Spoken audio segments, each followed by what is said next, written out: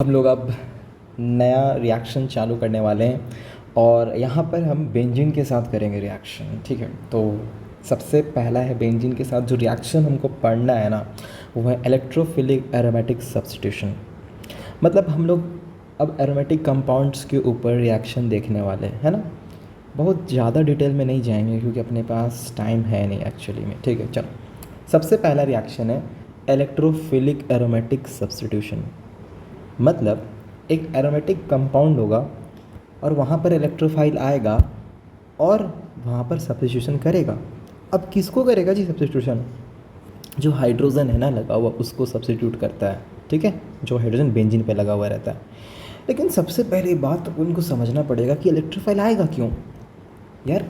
Electrophile इसीलिए आएगा यार, बहुत आसान है इसका आंसर। इलेक्ट्रोफाइल इसीलिए आएगा इस बेंजीन के ऊपर क्योंकि हमको पता है कि इसके पास पाई इलेक्ट्रॉन्स हैं जो कि लूजली हेल्ड होते हैं, और हमको इलेक्ट्रोफाइल के बारे में तो पता ही पहले से कि इसको इलेक्ट्रॉन चाहिए होता है, तो फिर वो तो दौड़ के जाएगा ना इसके पास। ठीक है, तो इससे हमारा ये देखो इलेक्ट्रोफाइल आ चुका है। तो पहले से यहाँ पर हाइड्रोजन लगा हुआ होगा, उसको इलेक्ट्रोफाइल ने क्या कर दिया बताओ? सब्स्टिट्यूट कर दिया। ये कैसे जाता है मैकेनिज़्म? एक्चुअली होता क्या है ना कि यहाँ पर मेरा क्या है, बेंजीन है, तो ये देखो पाई इलेक्ट्रॉन्स है, पाई इलेक्ट्रॉन्स। अब ये पाई इलेक्ट्रॉन्स क्या होता है, अटैक कर देता है इस इलेक्ट्रोफाइल पे, है ना। जैसे ही अटैक करेगा तो होगा क्या, देखो इलेक्ट्रोफाइल जुड़ चुका है ना। और इस कार्बन पे पॉजिटिव चार्ज आया है। क्यों? क्योंकि ये जो तुम्हारा पाई इलेक्ट्रॉन्स था कैसे बना होगा, ये कार्बन और ये कार्बन के हेल्प से ना दोनों ने अपने अपने इलेक्ट्रॉन्स दिए होंगे। और उसके बाद क्या हुआ होगा, एंटायर पेयर यहाँ शिफ्ट हुआ होगा, नेगेटिव हुआ होगा, यहाँ पॉजिटिव हुआ होगा और ये नेगेटिव से अटैक हो गया होगा। तो यहाँ पर जो पॉजिटिव है ना वही यहाँ रिफ्लेक्ट हो रहा है। आ रहा है कुछ समझ में? नेक्स्ट, लेकिन इलेक्ट्रोफाइल के अटैक होने के तुरंत बाद ही एक कांड हो जाता है और वो है इसकी एरोमेटिसिटी का लॉस, है ना। तो इसीलिए यहाँ पर क्या हो रहा है, एरोमेटिसिटी को वापस करने के लिए यहाँ पर एलिमिनेशन हो रहा है और ये बेंजीन अपनी एरोमेटिसिटी को वापस ले लेती है। लेकिन जब ये पॉजिटिव चार्ज यहाँ फॉर्म होता है तो ये कंजुगेशन में इस पाई बॉन्ड के साथ, तो इसीलिए देखो डबल सिंगल पॉजिटिव, तो ये कंजुगेशन में आती है, कंजुगेशन में आती है। देखो जैसे ही ये मूव करेगा तो पॉजिटिव यहाँ पर आएगा, यहाँ पर देखो आ रखा है। ठीक है, आ रहा समझ में। फिर ये मूव करेगा तो पॉजिटिव यहाँ पर आ रखा है, आ रहा समझ में। तो फिर ये पॉजिटिव जो फॉर्म होता है अटैक होने के तुरंत बाद ही वो पॉजिटिव रेजोनेंस स्टेबलाइज्ड हो जाती है ना। तो इसका जो रेजोनेंस हाइब्रिड है ये रहा मेरा, ये तुम्हारे 3 रेजोनेटिंग स्ट्रक्चर्स फॉर्म किए हुए हैं और यहाँ पर जो रेजोनेंस हाइब्रिड बना हुआ है उसको हम लोग कहते हैं अरेनियम आयन या फिर वीलैंड इंटरमीडिएट, है ना। और ये यहाँ से लेके यहाँ तक पूरा पॉजिटिव घूमा है, तो यहाँ पर हम लोग ने डॉट से शो कर दिया और पॉजिटिव बना दिया, है ना। आ रहा है समझ में। और यहाँ पर सिग्मा कॉम्प्लेक्स, इनको सिग्मा कॉम्प्लेक्स बोला जाता है। क्या बोला जाता है? Sigma complex. ठीक है, क्योंकि इलेक्ट्रोफाइल यहाँ पर सिग्मा बॉन्ड बना के रखा है, ठीक है, इस पर्टिकुलर इंटरमीडिएट के साथ। नेक्स्ट है, तो कितना जल्दी इलेक्ट्रोफाइल मारेगा आके किस बात पे डिपेंड करेगा, या फिर कितना जल्दी इलेक्ट्रोफाइल और बेंजीन के बीच में रिएक्शन होगा तो डिपेंड करेगा इलेक्ट्रोफाइल, देखो नेक्स्ट, और मेरा बेंजीन। ठीक है, तो अब ये ऑर्डर क्या होगा, 1 + 1 2, सेकेंड ऑर्डर का रिएक्शन है। और न्यूक्लियोफिलिसिटी ऑफ द सबस्ट्रेट, मतलब जितना ज़्यादा रहीस मतलब the more rich our benzene will be, तो इलेक्ट्रोफाइल के साथ उसका तुरंत रिएक्शन हो जाएगा, है ना। तुरंत इलेक्ट्रोफाइल और न्यूक्लियोफाइल, क्योंकि बेंजीन हमारे यहाँ न्यूक्लियोफाइल की तरह बिहेव कर रहा है due to loosely held by electrons, है ना। तो जितना ज़्यादा मेरा बेंजीन रहीस होगा तो इलेक्ट्रोफाइल के साथ तुरंत उसका रिएक्शन हो जाएगा। तो सबसे पहला क्वेश्चन तुमको एग्ज़ाम में मिलने वाला है कि इन सब के साथ इलेक्ट्रोफाइल का रिएक्शन करवाया जा रहा है और किसमें रेट सबसे अच्छा खासा होगा। तो वही बेंजीन के साथ, हालांकि हम लोग ऐसे क्वेश्चंस जीओसी में अपन टैकल कर चुके हैं जहाँ पर हमको पूछा जाता था कि ऐसा कौन सा बेंजीन रिंग है जिसके पास इलेक्ट्रोफाइल तुरंत आ जाएगा रिएक्शन करने के लिए। हाँ, तो देखो ज़रा, ये पहला वाला सबस्ट्रेट में जहाँ पर यही कॉन्सेप्ट है कि जहाँ बेंजीन रिंग मेरा ज़्यादा रहीस होगा वहाँ पर इलेक्ट्रोफाइल के साथ तुरंत रिएक्शन हो जाएगा, क्योंकि रहीस बेंजीन और फिर इलेक्ट्रॉन्स तो चाहिए इलेक्ट्रोफाइल को। ठीक है, तो सबसे पहले देखेंगे कहाँ पर मेरा रिच है electron density, high electron density benzene में। तो यहाँ पर +m शो कर रहा है, +m से इलेक्ट्रॉन डेंसिटी बढ़ा देगा। नेक्स्ट है ये भी +m शो कर रहा है, नेक्स्ट है ये -m शो कर रहा है और यहाँ पर ये +h शो कर रहा है और यहाँ पर 3 अल्फ़ा।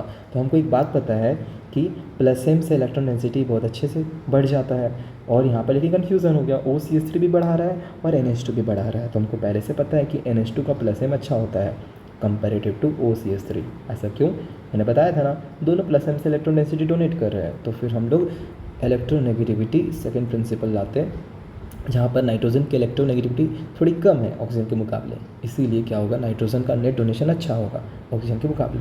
तो नेट डोनेशन किसका अच्छा है? 2 का। तो सबसे पहले क्या हो जाएगा 2, उसके बाद हो जाएगा 1, उसके बाद हो जाएगा 4, उसके बाद हो जाएगा 3। आ रहा समझ में? नेक्स्ट, अब ये वाले केस में देखें, इन तीनों के केस में कैसे सॉल्व करना है। तो CF3 है, तो यहाँ पर तुम बहक मत जाना, फ्लोरीन लगा हुआ है ना, कार्बन की तो जान निकाला पड़ा होगा। ये तो फ्लोरीन, 3 फ्लोरीन ने अच्छे से कार्बन की इलेक्ट्रॉन डेंसिटी ले रखी होगी, और इसके कारण कार्बन पे क्या रखा होगा, delta positive, highly delta positive, जिसके कारण ये मजबूर है खींचना, -I से खींच रहा होगा पागलों की तरह। आया समझ में? नेक्स्ट है, तो थोड़ा मार्कर यूज़ कर लेते हैं अपन, ठीक है। -I है यहाँ पर, और यहाँ पर अगर हम CH3 कोई दूसरा कलर ले लेते हैं अपने,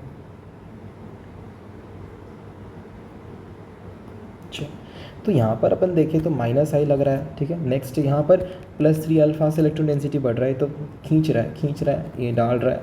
नेक्स्ट यहाँ पर अल्फ़ा है ना, ये देखो 1 अल्फ़ा है, तो ये भी डाल रहा है। तो अब इन तीनों के मुकाबले हम चेक करेंगे तो नेट डोनेशन 2 में सबसे अच्छा है, उसके बाद तुम्हारा 3 में, उसके बाद तुम्हारा 1 में, है ना। जब मैं क्वेश्चन सॉल्व करवाता हूँ तो तुम भी किया करो। अब नेक्स्ट है, हम लोग अब इलेक्ट्रोफिलिक एरोमेटिक सब्स्टिट्यूशंस के एग्जांपल्स देख रहे हैं। तो उसमें से सबसे पहला है एग्जांपल नाइट्रेशन, ठीक है। जब बेंजीन में NO2 पॉजिटिव आती है, तो आपको इनके रिएजेंट्स ध्यान में रखने हैं।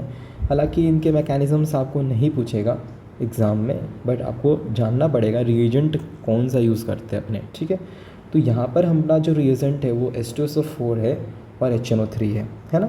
तो अगर ये मिलते हैं आपस में H2SO4 और HNO3, तो जो मेरा इलेक्ट्रोफाइल तैयार होता है उसको हम लोग क्या बोलते हैं, N2+, ठीक है। और यही NO2+ जाता है रिएक्शन करने के लिए बेंजीन के साथ, और रिएक्शन करके नाइट्रोबेंजीन का फॉर्मेशन कर देता है। क्लियर है? Next, sulphonation. सल्फोनेशन में आपको फिर से बेंजीन मिलेगा, आपको रिएक्शन आपको रिएजेंट में H2SO4 दिया हुआ रहेगा, नहीं तो H2H2O7 दिया रहेगा। इसको हम लोग ओलियम भी कहते हैं, तो कभी कभी ओलियम लिखा रहता है एरो के ऊपर, तो समझ जाना सल्फोनेशन हो रहा है वहाँ पर। तो यहाँ पर जो इलेक्ट्रोफाइल है यहाँ पर मैंने लिखा नहीं है, लिख देता हूँ, SO3H पॉजिटिव इलेक्ट्रोफाइल होता है और अटैक हो जाता है इसके ऊपर, और SO3H हमको दिख रहा है अटैच होते हुए भी, ठीक है। इसको हम लोग क्या कहते हैं, बेंजीन सल्फोनिक एसिड कहते हैं। क्या कहते हैं? बेंजीन सल्फोनिक एसिड, आपको याद होना चाहिए। तो 2 हमने पढ़ ली, नाइट्रेशन, दूसरा सल्फोनेशन। नेक्स्ट है अल्काइलेशन, ठीक है। इसमें से देखा है मैंने, अल्काइलेशन बहुत आता है एग्ज़ाम में, अल्काइलेशन और नाइट्रेशन भी है इंपॉर्टेंट, ठीक है। और देख लेते हैं अल्काइलेशन। जैसे यहाँ पर क्या होगा ना, अल्काइलेशन बेंजीन के साथ आपको अल्काइल हैलाइड मिलेगा और एल्यूमिनियम ट्राइक्लोराइड, ये लुईस एसिड का काम करता है। लुईस एसिड, थोड़ा मैकेनिज़्म इसका दिखा देता हूँ क्योंकि इसके क्वेश्चंस थोड़े इंपॉर्टेंट होते हैं ना, इसीलिए अपन थोड़ा सा देख लेते हैं, इसके मैकेनिज़्म को भी देख लेते हैं।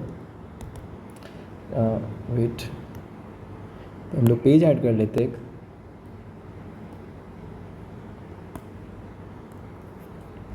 देखो, तो सबसे पहले क्या है ना, मेरे पास एक बेंजीन है ना, इस तरीके से, और यहाँ पर हमने ले रखा था CH3Cl और AlCl3। AlCl3 एक लुईस एसिड होता है। लुईस एसिड का मतलब जिसको इलेक्ट्रॉन पेयर चाहिए होता है, क्योंकि ऑब्वियसली वो डेफिशिएंट है।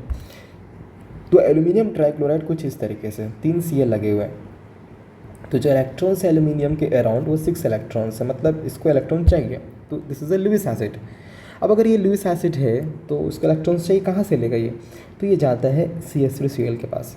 तो CH3Cl कुछ इस तरीके से है, और एल्यूमिनियम ट्राइक्लोराइड आता है इसके पास, और यहाँ से Cl को ले जाता है। Cl बाहर निकलता है एज ए Cl-, मतलब कार्बन का इलेक्ट्रॉन चोरी करके जा रहा हो, तो इसीलिए इसका रिजल्टेंट CH3 पॉजिटिव आ जाता है, और यहाँ पर अटैक हो जाता है CH3 पॉजिटिव के पास। और जैसे ही अटैक होगा, तो अटैक होने के बाद जो स्पीसीज रेडी होगा कुछ ऐसा होगा, मेरे पास CH3 है ना, और यहाँ पर पॉजिटिव चार्ज, और फिर यहाँ पर हो जाता है एलिमिनेशन, और एलिमिनेशन होने के बाद मेरे को टॉल्यूइन मिल जाता है ना। इसको बोलते हैं हम लोग टॉल्यूइन, मिथाइल बेंजीन, या फिर टॉल्यूइन भी बोल सकते हैं, ठीक है, टॉल्यूइन। नेक्स्ट, अब यहाँ पर कार्बोकैटायन जन्म लिया है, दैट इम्प्लाइज अगर कार्बोकैटायन जन्म लेगा तो याद रखना रीअरेंजमेंट पॉसिबल है। जैसे नेक्स्ट रिएक्शन में हमने यहाँ पर देखो, यहाँ पर बना है ना, देखो कार्बोकैटायन AlCl3 Cl को ले जाएगा, और Cl को जैसे ही ले जाएगा तो कार्बोकैटायन फॉर्म कर जाएगा। अब कार्बोकैटायन है यहाँ पर 2 अल्फा है, अब भाई 2 अल्फा से ज़्यादा इसको स्टेबिलिटी मिल सकती है, तो यहाँ पर क्या करवा लेगा, हाइड्राइड शिफ्ट। तो जैसे हाइड्राइड शिफ्ट कराएगा तो कार्बोकैटायन यहाँ पर आ जाएगा, और फिर से पाई बॉन्ड से अटैक हो जाएगा, और फिर हमारा ये प्रोडक्ट फॉर्म हो जाएगा। और इसी को हम लोग कहते हैं क्या, बोलो, इसको हम लोग कहते हैं आइसोप्रोपाइल बेंजीन, या फिर क्यूमीन भी कहते हैं। याद रखना क्यूमीन, सबके नाम तुमको याद होने ज़रूरी है, ठीक है। नेक्स्ट, ये बहुत इंपॉर्टेंट है, इस एग्ज़ाम में आ चुका है इस नोट से, कि in presence of strongly deactivating groups. Deactivating groups मतलब जो इलेक्ट्रॉन डेंसिटी निकालते हैं बेंजीन से, जो -I या फिर यू कैन से -M से इलेक्ट्रॉन डेंसिटी बाहर निकाल देते हैं बेंजीन से, तो वैसे होते हैं डीएक्टिवेटिंग। क्योंकि अगर वैसे ग्रुप्स लग जाएंगे तो ऑब्वियसली इलेक्ट्रोफाइल्स तो नहीं आने वाले हैं ना, इसीलिए हम लोग उनको कहते हैं स्ट्रांगली डीएक्टिवेटिंग। तो पूछता है कभी कभी कि कौन कौन से ऐसे ग्रुप है जो डीएक्टिवेट कर रहे हैं हमारे बेंजीन रिंग को, तो तुमको कौन सा ग्रुप्स को चुनना है, वैसे ग्रुप्स जो कि इलेक्ट्रॉन्स बाहर निकालते हैं बेंजीन से। आ रहा है समझ में, जो कि मेटा डायरेक्टिंग है ना, क्योंकि electron withdrawing groups Meta directing होते हैं, पढ़ा रखा है जीओसी में, ठीक है। ऐसा क्यों, वैसा इसीलिए रेजोनेंस से समझ में आता है। जब भी हम रेजोनेंस ड्रॉ करते हैं और अगर इलेक्ट्रॉन विड्रॉइंग ग्रुप्स के प्रेजेंस में अगर हम लोग रेजोनेंस स्ट्रक्चर्स ड्रॉ कर रहे हैं, तो वहाँ पता चलता है कि ऑर्थो और पैरा पे पॉजिटिव चार्ज है, और ऑर्थो और पैरा के कंपैरेटिव में मेटा पे इलेक्ट्रॉन डेंसिटी होती है, इसीलिए मेटा पोजीशंस पे जाते हैं। इसीलिए जो डीएक्टिवेटिंग ग्रुप्स होते हैं, इलेक्ट्रॉन विड्रॉइंग ग्रुप्स होते हैं, वो उस केस में इलेक्ट्रोफाइल मेटा पोजीशन पे जाती है, और अगर मेरे ग्रुप्स अगर इलेक्ट्रॉन डोनेटिंग इन नेचर होते हैं तो फिर जो हमारे इलेक्ट्रोफाइल्स ऑर्थो या पैरा पे जाते हैं, है ना। तो ये NO2 है, देखो खींचता है, NO2 विड्रॉ करता है -M से भी, -M से विड्रॉ करता है, और ये भी -M से विड्रॉ करती है, -I से विड्रॉ करता है। तो ये सब डीएक्टिवेट, ये बाहर निकाल रहे हैं, बेंजीन को गरीब बना रहे हैं, आ रहा है समझ में। तो इनके केस में ये इतने ज़्यादा इलेक्ट्रॉन्स बाहर निकाल देते हैं ना, इतने ज़्यादा बाहर निकाल देते हैं कि CH3+ आने लायक नहीं बचती है, ठीक है। इतना ज़्यादा चोरी कर लेते हैं बैंक से पैसा कि कस्टमर आ नहीं पा रहे बैंक में, आ रहा है समझ में। तो ये बेंजीन से इस कदर चोरी करते हैं ये सारे ग्रुप्स, इलेक्ट्रॉन्स बाहर निकालते हैं या तो -I के थ्रू या -M के थ्रू, कि CH3+ आने लायक नहीं है। बोल रहा है क्यों आऊँ मैं तेरे पास तो इलेक्ट्रॉन्स बचे ही नहीं है, तेरे सारे इलेक्ट्रॉन्स चोरी कर लिए लोग, मैं क्यों आऊँ तेरे साथ रिएक्शन करने के लिए, मैं अट्रैक्शन ही नहीं फील कर रहा। जस्ट लाइक कि बैंक से सारा पैसा ख़त्म हो चुका है, मैं बैंक ही क्यों जाऊँ जब सब पैसा ही ख़त्म हो चुका है, क्यों जाऊँ लोन लेने, आ रहा है समझ में। तो यही चीज़ें आपको ध्यान में रखना पड़ेगा कि NO2 COOH NH3+ और CHO के साथ जब वो लग जाते हैं बेंजीन में, तो फिर यहाँ पर एल्काइलेशन और एसाइलेशन नहीं होता है। तो एल्काइलेशन तो पढ़ लिया अभी, ठीक है, क्योंकि वहाँ R पॉजिटिव आता है। एसाइलेशन क्या होता है अभी देखते हैं। नेक्स्ट यहाँ पर देखो, तो एसाइलेशन है, तो यहाँ पर आपको असाइल क्लोराइड मिलेगा, इसको क्या बोलते हैं हम लोग, असाइल क्लोराइड। सो इसको बोलते हैं हम लोग असाइल क्लोराइड, ठीक है। तो असाइल क्लोराइड में लुइस एसिड डाला हुआ रहता है, और यहाँ पर जो इलेक्ट्रोफाइल होता है ये रहता है मेरा इलेक्ट्रोफाइल। अब यार ये अब कैसे ये रिएक्शन है तो थोड़ा बता देता हूँ, क्योंकि ये भी थोड़ा सा इंपॉर्टेंट है हमारे लिए। देखो सबसे पहले क्या है, मेरा CH3 है और CO है और यहाँ पर Cl है, और अगर हम तुमने AlCl3 ले गए तुम इसके पास, तो ये लुइस एसिड है, अब इसको इलेक्ट्रॉन चाहिए, ये Cl को एज ए Cl- निकालता है, और जैसे निकालेगा तो यहाँ पर क्या हो जाएगा, कार्बोकैटायन का फॉर्मेशन हो जाएगा। अब ये क्या करता है, लोन पेयर तुरंत इसके ऊपर मेसोमेरिक दिखा देता है। जैसे मेसोमेरिक दिखाएगा तो CH3 C≡O पॉजिटिव आ जाएगा इसके ऊपर, ठीक है। अब लेकिन ऑक्सीजन पे पॉजिटिव है, तो तुमको लगता है क्या उसके ऊपर पॉजिटिव है और ऑक्सीजन उसको झेल पाएगा, नहीं। बस तो होगा क्या कि ये इससे इतना ज़्यादा खींच लेगा, इलेक्ट्रॉन्स इतना ज़्यादा खींच लेगा कि कार्बन पे डेल्टा पॉजिटिव बहुत खतरनाक हो जाएगा, और इसीलिए ये पाई बॉन्ड इस पर अटैक करता है और ये शिफ्ट हो जाता है। तो जैसे ही शिफ्ट होगा कुछ ऐसा प्रोडक्ट हमको बनते हुए दिखेगा, ठीक है, CH3, ठीक है। नेक्स्ट, और यहाँ पर पॉजिटिव चार्ज आएगा, और फिर यहाँ का जो हाइड्रोजन है वो एलिमिनेट हो जाता है, और एलिमिनेट होने के बाद हमको कुछ प्रोडक्ट कुछ ऐसा दिखने को मिलता है, ये देखो ऐसा। इसको बोलते हैं हम लोग एसीटोफिनोन। क्या बोलते हैं, एसीटोफिनोन। मैं क्यों बोल रहा हूँ नाम, क्योंकि ये सब नाम एग्ज़ाम्स में यूज़ किए जाते हैं। ठीक है। Next halogenation. नेक्स्ट है, देखो हम लोग नाइट्रेशन कर लिए, सल्फोनेशन कर लिए, अल्काइलेशन कर लिए, एसाइलेशन कर लिए। अब हम लोग बढ़ते हैं हेलोजनेशन की तरफ। हेलोजनेशन में क्या है, एरोमेटिक कंपाउंड होता है बेंजीन हमारे पास, और हम लोग क्या करते हैं, हेलोजन लेते हैं और AlCl3 या फिर FeCl3 के साथ रिएक्शन करवाते हैं, है ना। और जैसे रिएक्शन कराओगे तो Cl2 और AlCl3, Cl2, ये देखो Cl2 हेलोजन और लुईस एसिड, तो इनके कॉम्बिनेशन से जो मेरा इलेक्ट्रोफाइल रेडी होता है वो Cl पॉजिटिव रेडी होता है, और ये Cl पॉजिटिव मेरा इलेक्ट्रोफाइल है, इसी पर अटैक हो जाता है, और अटैक होने के बाद मेरा जो प्रोडक्ट आता है वो क्लोरोबेंजीन आता है। सिमिलरली हमारा Br2 और AlCl3 दोनों के साथ रिएक्शन हुआ है, और दोनों के साथ रिएक्शन होने के बाद हमारा जो रेडी हुआ है इलेक्ट्रोफाइल Br पॉजिटिव हुआ है, और इसी Br पॉजिटिव का रिएक्शन हो गया है हमारे बेंजीन के साथ, और फिर रिएक्शन होने के बाद यहाँ पर हमारा ब्रोमोबेंजीन देखते हुए मिल रहा है ना।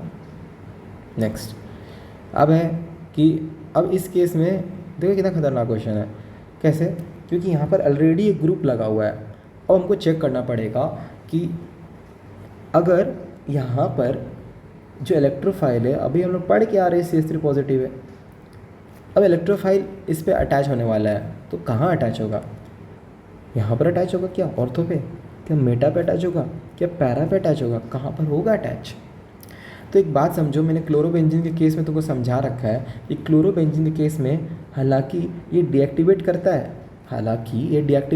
है, लेकिन फिर भी ये ऑर्थो पैरा डायरेक्टिंग होता है लोन पेयर के कारण, डीएक्टिवेट करता है अपनी इलेक्ट्रोनेगेटिविटी से बेंजीन को, बट स्टिल ये ऑर्थो पैरा डायरेक्टिंग होता है। आपको थोड़ा ध्यान में रखना है कि क्लोरोबेंजीन डीएक्टिवेट करता है -I से, अपनी इलेक्ट्रोनेगेटिविटी से खींचता है, अगर आप NCERT पढ़ोगे तो, लेकिन ये स्टिल ऑर्थो पैरा डायरेक्टिंग होता है।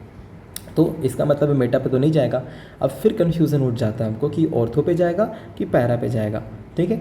अब कहाँ पर जाएगा, तो बात समझो ज़रा, क्योंकि ऑर्थो पोजीशन है ना वो बहुत ही सामने है क्लोरीन के, और सामने है दैट इम्प्लाइज ये अपनी इलेक्ट्रोनेगेटिविटी से बहुत सारी इलेक्ट्रॉन डेंसिटी ऑर्थो से निकाल जाएगी, क्योंकि जो -I होती है वो क्या होती है बताओ, डिस्टेंस सेंसिटिव होती है ना, तो ortho position is much closer to chlorine, that's why chlorine will pull high electron density from the ortho position, but para से वो नहीं निकाल पाएगी उतना ज़्यादा, क्योंकि पैरा दूर है उससे, इसीलिए पैरा पे बहुत सारा पैसा बचा रह जाएगा, और पैसा ही तो चाहिए इस बंदे को, तो कहाँ जाएगा, पैरा पे चला जाएगा। तो इसका जो प्रोडक्ट आएगा वो आएगा हमारा पैरा वाला प्रोडक्ट। तो यहाँ क्लोरीन है और यहाँ पर CH3 लगा हुआ है। आ रहा है समझ में क्यों गया पैरा पे, वो ऐसा इसीलिए गया क्योंकि पैरा पे ठीक ठाक इलेक्ट्रॉन डेंसिटी बची हुई थी, और इसको इलेक्ट्रॉन डेंसिटी तो चाहिए क्योंकि ये इलेक्ट्रोफाइल है ना। ऑर्थो पे क्यों नहीं गया, क्योंकि ऑर्थो पे बचा ही नहीं था इलेक्ट्रॉन डेंसिटी। क्यों नहीं बचा था, क्योंकि क्लोरीन उसके सामने था, और क्लोरीन वहाँ -I से डीएक्टिवेट कर रहा है, तो -I क्या होती है, डिस्टेंस सेंसिटिव होती है, तो बहुत सारी इलेक्ट्रॉन डेंसिटी निकाल जा रहा होगा वो।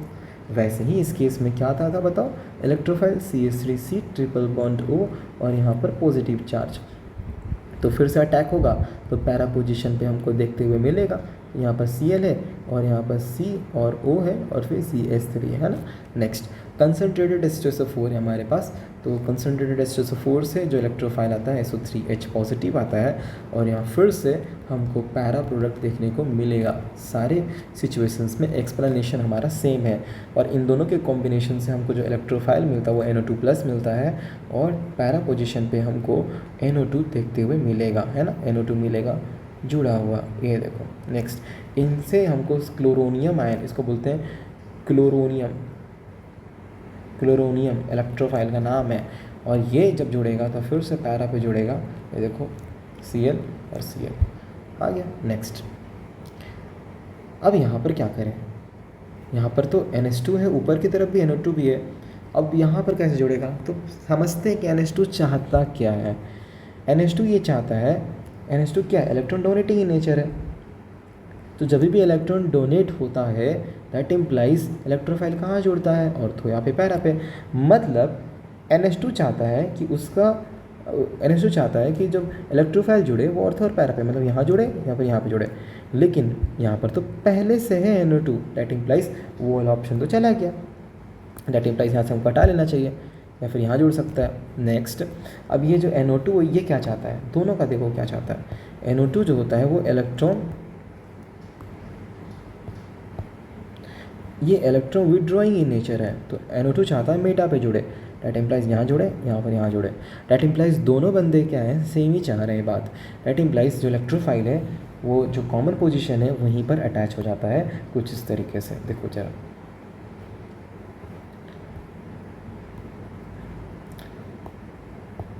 कुछ इस तरीके से हमारा प्रोडक्ट बन जाएगा। ये देखो यहाँ पर NH2 है, यहाँ पर NO2 है, और ये मेरा कॉमन पोजीशन आ रहा था इलेक्ट्रोफाइल, आप यहाँ भी जोड़ सकते थे, ठीक है, पोजीशन सेम है दोनों। नेक्स्ट ये बनाओ, क्या होगा बताओ, SO3 है, H2SO4 है, तो अब यहाँ पर एक कौन सा प्रोडक्ट बनेगा, देखो 25 में आया, देखो कितना आसान होता है। तो फिर से हेलोजेंस के केस में माना कि डीएक्टिवेट करता है -I से, लेकिन फिर भी ये ऑर्थो पैरा डायरेक्टिंग होते हैं और मेरा जो पैरा पोजीशन होता है वही प्रिफरेबल होता है, ठीक है। यहाँ पर जो आएगा प्रोडक्ट, तुम लोग भी बनाया करो यार, ट्राई करो खुद से बनाने का, पॉज कर लो वीडियो को, और ठीक है मान लो अगर नहीं आया फिर भी सोचो क्या हो सकता है, क्या इससे पहले कोई कॉन्सेप्ट पढ़ा था क्या हमने, क्या उसको अप्लाई किया जा सकता है, यहाँ पर सोचो ना उसको। और ऐसा नहीं है कि मान लो पढ़ाया ही नहीं और मैंने क्वेश्चन यहाँ करवाना चालू कर दिया और कॉन्सेप्ट्स अलग अलग रखा है, नहीं, जो कॉन्सेप्ट है उस पर ही क्वेश्चन है नीचे, तो ट्राई करो उसको अप्लाई करने का, क्या जो क्वेश्चन पूछा गया है क्या इससे रिलेटेड कॉन्सेप्ट मेरे को आता है क्या, तो ट्राई करो ना, अपना ब्रेन को फोर्स करो कि अच्छा SO3 है, यहाँ से SO3H आएगा पॉजिटिव है, अच्छा, और Br ब्रोमोबेंजीन हैलोजन लगा हुआ है, अच्छा डीएक्टिवेट करता है ये -I से, but still ortho para directing होता है, मतलब ऑर्थो पैरा पे जाता है, तो ऑर्थो पे जाके पैरा पे, अच्छा क्योंकि ये -I से खींच रहा है तो -I डिस्टेंस सेंसिटिव होती है, मतलब ऑर्थो से बहुत सारी इलेक्ट्रॉन डेंसिटी चली जाएगी, मतलब पैरा पे बची रहेगी, इसीलिए पैरा पे आ गया। अब Br2Fe है, अब Br2Fe से क्या मिलता है हमको, Br पॉजिटिव आयन, ठीक है, ब्रोमोनियम आयन आता है। अब फिर से कहाँ पर आएगा मेरा प्रोडक्ट, SO3H है, SO3H है, वो क्या चाहता है, SO3H क्या है मेरा, SO3H जो है वो इलेक्ट्रॉन विड्रॉइंग है, दैट इम्प्लाइज ये चाहता है कि जो मेरा इलेक्ट्रॉन डेंसिटी है वो कहाँ पर आ जाए, मेटा पोजीशन पे आ जाए, इस तरीके से। नेक्स्ट, और ये जो Br है वो क्या चाहता है, वो क्या चाहता है बताओ, वो भी ऑर्थो पैरा पे चाहता है, ये ऑर्थो पैरा पे चाहता है, दैट इम्प्लाइज इसको दूसरा कलर से कर लेते हैं अपने, देखो यहाँ पे चाहता है, बगल में कर देता हूँ, यहाँ पे चाहता है, ठीक है, और पैरा पे तो लग नहीं सकता, क्यों नहीं लग सकता, क्योंकि पहले से SO3H अटैच है, दैट इम्प्लाइज जहाँ पर हमने येलो पॉइंट कर रखा है वहीं पर तो हमको Br लगाना पड़ेगा, आ रहा समझ में, दैट इम्प्लाइज जो मेरा प्रोडक्ट आ जाएगा वो कुछ ऐसा आ जाएगा।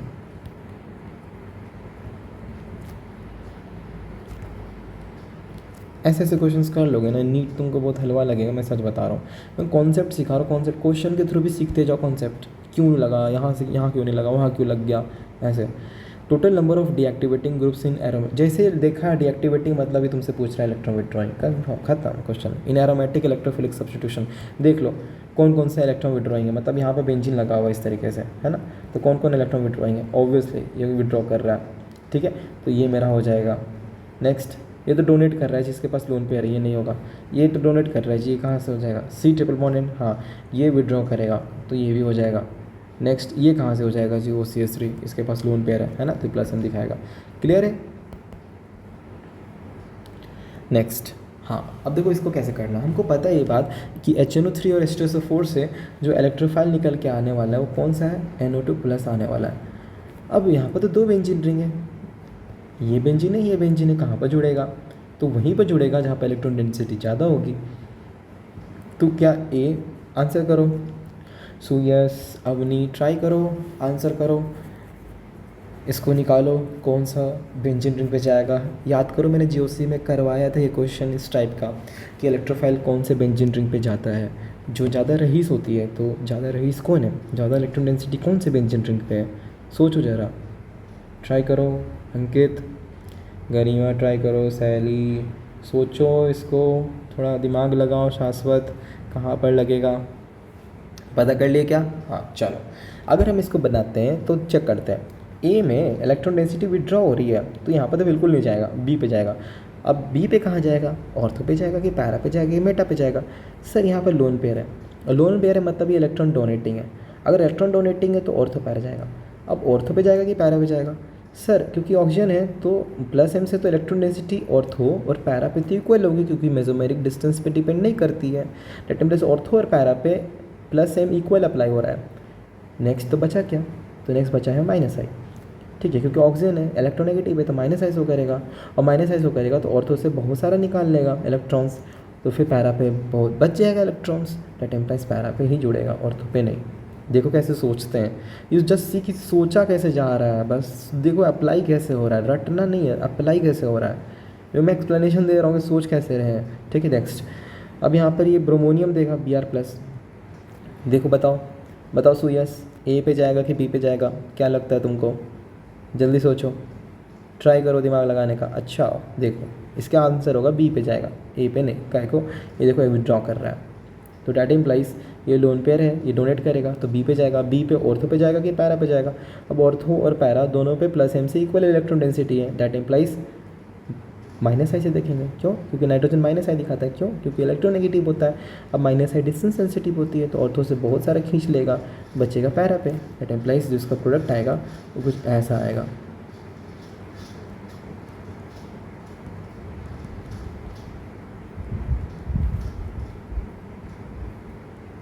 है ना। नेक्स्ट, अब यहाँ पर बताओ Br2 है और ये फिर Br3 है, तो फिर से इसका ब्रोमोनियम आयन आएगा Br+।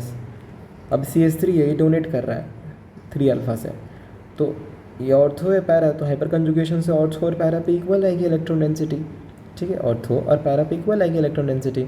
और प्लस आई भी दिखाता है साथ साथ, तो प्लस आई क्या है, डिस्टेंस सेंसिटिव है, मतलब ऑर्थो को पोजिशन क्लोजर है, क्लोजर है तो ज़्यादा अच्छे से डोनेट करती कि ना, पैरा पे इतना पहुँचने नहीं पाएगा CH3 का इलेक्ट्रॉन्स, तो यहाँ पर ऑर्थो पे आ जाएगा इसका। नेक्स्ट, अब एक बात समझो, न्यूक्लियोफिलिक एरोमेटिक सब्स्टिट्यूशन, SNAR भी कहते हैं इसको। पहले हम लोग बेंजीन को किसके साथ रिएक्शन करवा रहे थे, बेंजीन को रिएक्शन करवा रहे थे हम लोग इलेक्ट्रोफाइल के साथ, अब हम लोग करा रहे हैं न्यूक्लियोफाइल के साथ। एक बात समझो, अगर तुमने न्यूक्लियोफाइल और बेंजीन को लगा दिया, ये रिएक्शन नहीं होगा, ये क्यों नहीं होगा, अरे ऐसा इसीलिए क्योंकि ये भी न्यूक्लियोफाइल ये भी न्यूक्लियोफाइल है, इसीलिए रिएक्शन मुश्किल है। आसान था ना आंसर, सोचो ज़रा सोचो, मैंने बता रखा है तुमको इस बेंजीन के बारे में, तुमको मैंने बता रखा है कि ये तुम्हारा क्या न्यूक्लियोफाइल की तरह एक्ट करता है, क्योंकि पाई इलेक्ट्रॉन्स इसके पास, इसीलिए। नेक्स्ट, और ये न्यूक्लियोफाइल है, इसके पास भी इलेक्ट्रॉन्स हैं, दैट इम्प्लाइज ये आसानी से रिएक्शन तो होने ही नहीं वाला है, आए समझ में। लेकिन इसको पॉसिबल बनाया जाता है, हम चाहते हैं कि न्यूक्लियोफाइल भी रिएक्शन कर ले बेंजीन के साथ, तो बहुत आसान है, उसकी इलेक्ट्रॉन्स निकाल लो, उसको थोड़ा गरीब बना दो, तब न्यूक्लियोफाइल के साथ रिएक्शन कर लेगा। अब गरीब बनाने के लिए तुमको पता है इलेक्ट्रॉन विड्रॉइंग ग्रुप्स चोर को लगाना पड़ेगा, चोर आएगा, चोर लगेगा बेंजीन के साथ, चोरी करेगा, दैट इम्प्लाइज बेंजीन थोड़ा गरीब होगा, तब न्यूक्लियोफाइल जो है वो उसके साथ रिएक्शन कर लेगा, है ना। आ रहा है समझ में। तो यहाँ पर देखो वही सॉल्यूशन निकाला गया है, कैसे, ये मेरा इलेक्ट्रॉन विड्रॉइंग क्यों लगाया मैंने, इलेक्ट्रॉन विड्रॉइंग लगाया है ताकि वो खून चूस ले, सारा इलेक्ट्रॉन्स बाहर निकाल ले बेंजीन का, तब न्यूक्लियोफाइल उसके साथ रिएक्शन कर लेगा। और यहाँ पे एक लिविंग ग्रुप निकाला है, दैट इम्प्लाइज जब न्यूक्लियोफाइल आएगा और लिविंग ग्रुप को हटाएगा, और इलेक्ट्रॉन विड्रॉइंग ग्रुप इसके कुछ रोल्स हैं। इलेक्ट्रॉन विड्रॉइंग ग्रुप का पहला रोल अभी मैंने समझा रखा है, वो ये है रोल कि ये बेंजीन को क्या करेगा, इलेक्ट्रॉन डेफिशिएंट करेगा। दूसरा रोल ये है कि वो electron withdrawing group leaving group के रेस्पेक्ट में ऑर्थो और पैरा पे ही जुड़ा हुआ होना चाहिए। पहला क्या है, इलेक्ट्रॉन विड्रॉइंग ग्रुप बेंजीन को इलेक्ट्रॉन डेफिशिएंट कर रहा है, जिसके कारण न्यूक्लियोफाइल आ रहा है। दूसरा चीज़ कि अगर वो जुड़ा हुआ है तो कहीं भी नहीं जोड़ना है इलेक्ट्रॉन विड्रॉइंग को, वो बताऊंगा मैं रीज़न कि उसको बस ऑर्थो और पैरा पे ही क्यों जोड़ना है लिविंग ग्रुप के रेस्पेक्ट में। अभी मैं तुम्हें मैकेनिज्म से समझाऊंगा ये चीज़। देखो, या तो ऑर्थो पे जुड़ा हुआ होना चाहिए या तो पैरा पे जुड़ा हुआ होना चाहिए, तभी ये लिविंग ग्रुप बाहर निकलेगा, तभी ये लिविंग ग्रुप बाहर निकलेगा। ऐसा क्यों सर, मेटा पे नहीं जोड़ सकते क्या? नहीं नहीं भाई नहीं, प्लीज़। अगर तुम्हारा बेंजीन पे लिविंग ग्रुप है वो तभी हटेगा जब इलेक्ट्रॉन विड्रॉइंग ग्रुप ऑर्थो और पैरा पे रहेगा, तभी न्यूक्लियोफाइल आएगा और लिविंग ग्रुप को बाहर निकाल देगा। आई रिपीट, जब मेरा बेंजीन रिंग है उसमें लिविंग ग्रुप है और तुम्हारा इलेक्ट्रॉन विड्रॉइंग ग्रुप है, तो न्यूक्लियोफाइल आके हमारा लिविंग ग्रुप को तभी बाहर निकालेगा जब मेरा इलेक्ट्रॉन विड्रॉइंग ग्रुप ऑर्थो और पैरा पे रहेगा। मैं रीज़न समझाऊंगा कि ऐसा क्यों होगा कि इलेक्ट्रॉन विड्रॉइंग ग्रुप को ऑर्थो और पैरा पे रहना ज़रूरी है। ये देखो, इस केस से मैं तुमको समझाना चाहता हूँ। देखो होता क्या है ना, सबसे पहला चीज़ ये देखो, जब ये तो तुमको पता है ये रिएक्शन होने वाला, क्योंकि इलेक्ट्रॉन विड्रॉइंग ग्रुप है तो डेफिशिएंट कर दिया होगा, दैट इम्प्लाइज अब न्यूक्लियोफाइल जाएगा इसके पास रिएक्शन करने के लिए। कहाँ जाएगा, ये देखो आया, मार दिया सीधा। जैसे मारेगा तो फिर ये क्या हो जाएगा, ये शिफ्ट हो जाता है इलेक्ट्रॉन, पाई इलेक्ट्रॉन्स। तो जैसे शिफ्ट करेगा तो जो नया इसके बाद का जो स्टेप है कुछ इस तरीके से मिलेगा, वो Cl है और ये न्यूक्लियोफाइल है और ये यहाँ पर बॉन्ड बना हुआ है, नाइट्रोजन डबल बॉन्ड है और यहाँ पर कोऑर्डिनेटेड ऑक्सीजन है और नेगेटिव चार्ज। तो ऑर्थो पे रहने से किसका, ऑर्थो पे इलेक्ट्रॉन विड्रॉइंग ग्रुप का रहने से ये फ़ायदा है ना, ये नेगेटिव चार्ज जो है रेजोनेंस स्टेबलाइज्ड हो जाता है। आ रहा है समझ में। तो यहाँ पर जो कार्बन अनाइनिक इंटरमीडिएट है ना, ये स्टेबलाइज हो जाता है भाई। अब समझ में आ गया होगा तुमको कि ऑर्थो और पैरा पे ही रखना क्यों ज़रूरी है। वो ऐसा इसीलिए क्योंकि जब मारता है ना तो पाई इलेक्ट्रॉन शिफ्ट करके कार्बन आयन बना देता है और कार्बन आयन को स्टेबलाइज कर देता है मेरा इलेक्ट्रॉन विड्रॉइंग ग्रुप, अगर वो ऑर्थो और पैरा पे रहे। लेकिन अगर मेटा पे रहेगा तो वो नेगेटिव चार्ज जो फॉर्म हुआ है ना मारने के बाद, वो स्टेबलाइज नहीं होने पाता अनफॉर्चुनेटली। इसीलिए ज़रूरी है कि वो लिविंग ग्रुप का अगर बाहर निकलना है, दैट इम्प्लाइज तुम्हारा इलेक्ट्रॉन विड्रॉइंग ग्रुप को ऑर्थो और पैरा पे रहना ही पड़ेगा। वो ऐसा इसीलिए जब मारता है तो नेगेटिव फॉर्म होता है, और अगर ऑर्थो और पैरा पे EWG है इलेक्ट्रॉन विड्रॉइंग ग्रुप्स, तो वो नेगेटिव चार्ज जो फॉर्म हुआ है, जो कार्बन आयन फॉर्म हुआ है, वो स्टेबलाइज हो जाता है अच्छे से। आ रहा है समझ में। नेक्स्ट क्लियर है ना। चलो नेक्स्ट। अब क्या होता है, अब तो ये मैंने स्टेबलाइजेशन होते हुए दिखाया है। अब क्या होगा, जब ये वापस आएगा तो ये नेगेटिव जो है वो जाएगा और लिविंग ग्रुप को बाहर निकाल देता है कुछ इस तरीके से। ये देखो ऐसा ऐसा ऐसा, और यहाँ पर न्यूक्लियोफाइल लगा हुआ है और ये मेरा NO2, ये देखो ऐसे रिएक्शन होता है। ठीक है, मैंने डायरेक्ट दिखा दिया है क्योंकि मेरे को अभी आगे बढ़ाना था, फिर उसको वापस लाना था, बट अभी मैंने डायरेक्ट शो कर दिया है। ठीक है, ये नेगेटिव पाई में कन्वर्ट, पाई नेगेटिव, फिर नेगेटिव वापस आएगा और फिर इस तरीके से लिविंग ग्रुप बाहर निकल जाएगा। क्लियर है ना। और इसमें जो पहला स्टेप होता है ना, RDS होता है। RDS क्यों, क्योंकि ये स्लोवेस्ट होता है। क्यों होता है स्लोवेस्ट, अरे भाई देख रहे हो बॉन्ड टूट रहा है वहाँ पर। जब भी बॉन्ड टूटता है एरोमेटिसिटी का लॉस होता है तो वो बहुत पेनफुल होता है मॉलिक्यूल के लिए, इसलिए धीरे धीरे होती है रिएक्शन। तो इसीलिए जो जहाँ अटैक होता है ना, जो अटैक होता है मतलब जहाँ इंटरमीडिएट फॉर्म होता है ना, प्लीज़ ये जो स्टेप है ये देखो अच्छे से देखो। ये जो पहला स्टेप है जहाँ पर मारा है न्यूक्लियोफाइल और इंटरमीडिएट कार्बन आयनिक इंटरमीडिएट फॉर्म हुआ है, यही मेरा स्लोएस्ट है। ठीक है, ये वाला नहीं है स्लोएस्ट। कौन सा सर, जहाँ लिविंग ग्रुप बाहर निकला है यार, जहाँ लिविंग ग्रुप बाहर निकला है वो स्लोएस्ट नहीं है, ये वाला है, ये नहीं है प्लीज़। अब ऐसे चिल्ला के क्यों बोल रहा हूँ, क्योंकि आगे इसका एप्लीकेशन है, इसलिए अभी ठूस लो दिमाग में कि जहाँ पर कार्बन आयनिक इंटरमीडिएट बनता है ना, वो स्टेप मेरा RDS है, स्लोएस्ट है, ना कि जहाँ से लिविंग ग्रुप निकल रहा है वो नहीं है प्लीज़। चलो नेक्स्ट। तो अभी इसका रेट देखेंगे। तो रेट में हमारे पास सबस्ट्रेट है, वेरी गुड, सबस्ट्रेट है ये देखो देखो ये, वेट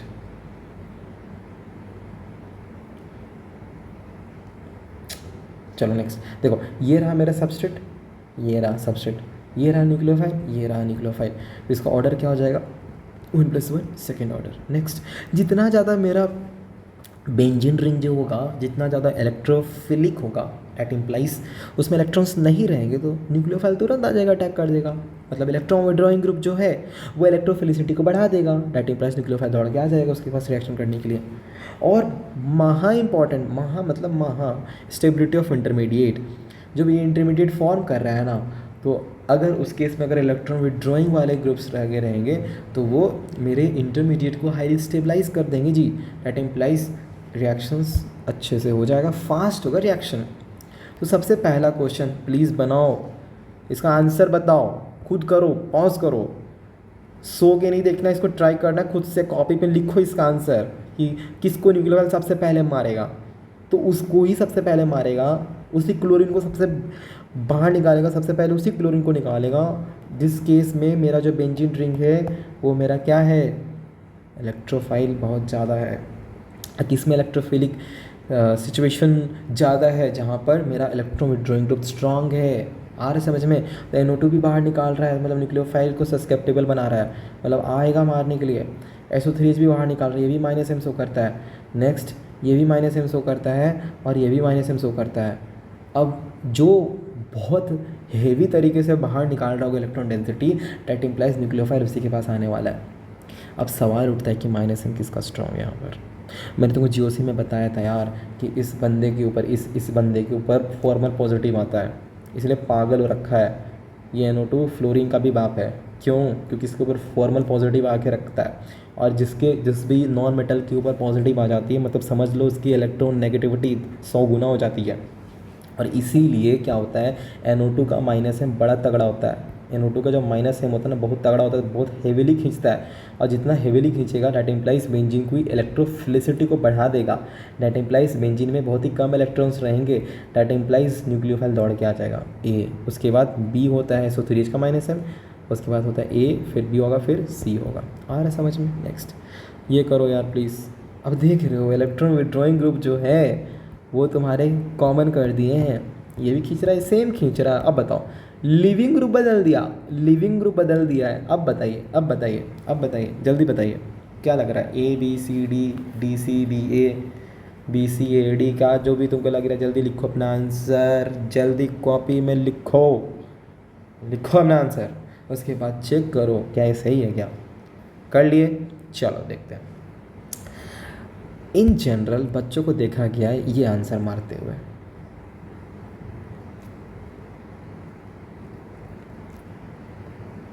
प्लीज़ अगर ऐसा आया हुआ होगा तो काट लेना इसको। अब सर ऐसा क्यों कह रहे हैं? क्योंकि तुम्हारे दिमाग में आया होगा सर आयोडीन है, और आयोडीन एक अच्छा लिविंग ग्रुप है, और अगर अच्छा लिविंग ग्रुप है इसीलिए डी के केस में रेट फास्टर होगा। कुछ भौंक रहा था मैं ऊपर, मेरे को समझा रहा था कि लिविंग ग्रुप का निकलना, क्या बोला मैंने, लिविंग ग्रुप का निकलना RDS का तो हिस्सा ही नहीं है। तो फिर तुम लिविंग ग्रुप के निकलने से रेट डिटरमाइन क्यों कर रहे हो? आ रहा समझ में? इसका मतलब लिविंग ग्रुप का बाहर निकलना वो तो RDS का हिस्सा ही नहीं है। लिविंग ग्रुप का बाहर जाना रेट डिटरमाइनिंग स्टेप का तो हिस्सा ही नहीं है। दैट इम्प्लाइज हमको इंटरमीडिएट की स्टेबिलिटी से आंसर करना पड़ेगा। जब हमारा कलर बदलते हैं, मज़ा नहीं आ रहा। चलो नेक्स्ट। इस केस में मैं बताऊं, इस केस में पहले वाले केस में फ्लोरीन है, फ्लोरीन। तो जब इस भाई साहब का इंटरमीडिएट तैयार होगा ना, तो फ्लोरीन जो है ना अपना -I से कार्बन आयनिक इंटरमीडिएट को स्टेबलाइज भी करेगा। जैसे फॉर एग्जांपल अगर मैं देखो अगर मैं बनाता हूँ ना इसका इसका इंटरमीडिएट कुछ ऐसा बनेगा। फ्लोरीन है और मान लो यहाँ नेगेटिव चार्ज आ रखा होगा, और यहाँ NO2 होगा, और यहाँ पर न्यूक्लियोफाइल होगा। तो इस केस में बहुत ध्यान से देखना। इस केस में क्या होगा कि ये जो फ्लोरीन है ना, इस कार्बन आयन का जो कार्बन आयन है ना, इसका नेगेटिव चार्ज है इसको थोड़ा कम करेगा -I के थ्रू। और समझो क्योंकि इसका माइनस है बहुत तगड़ा है।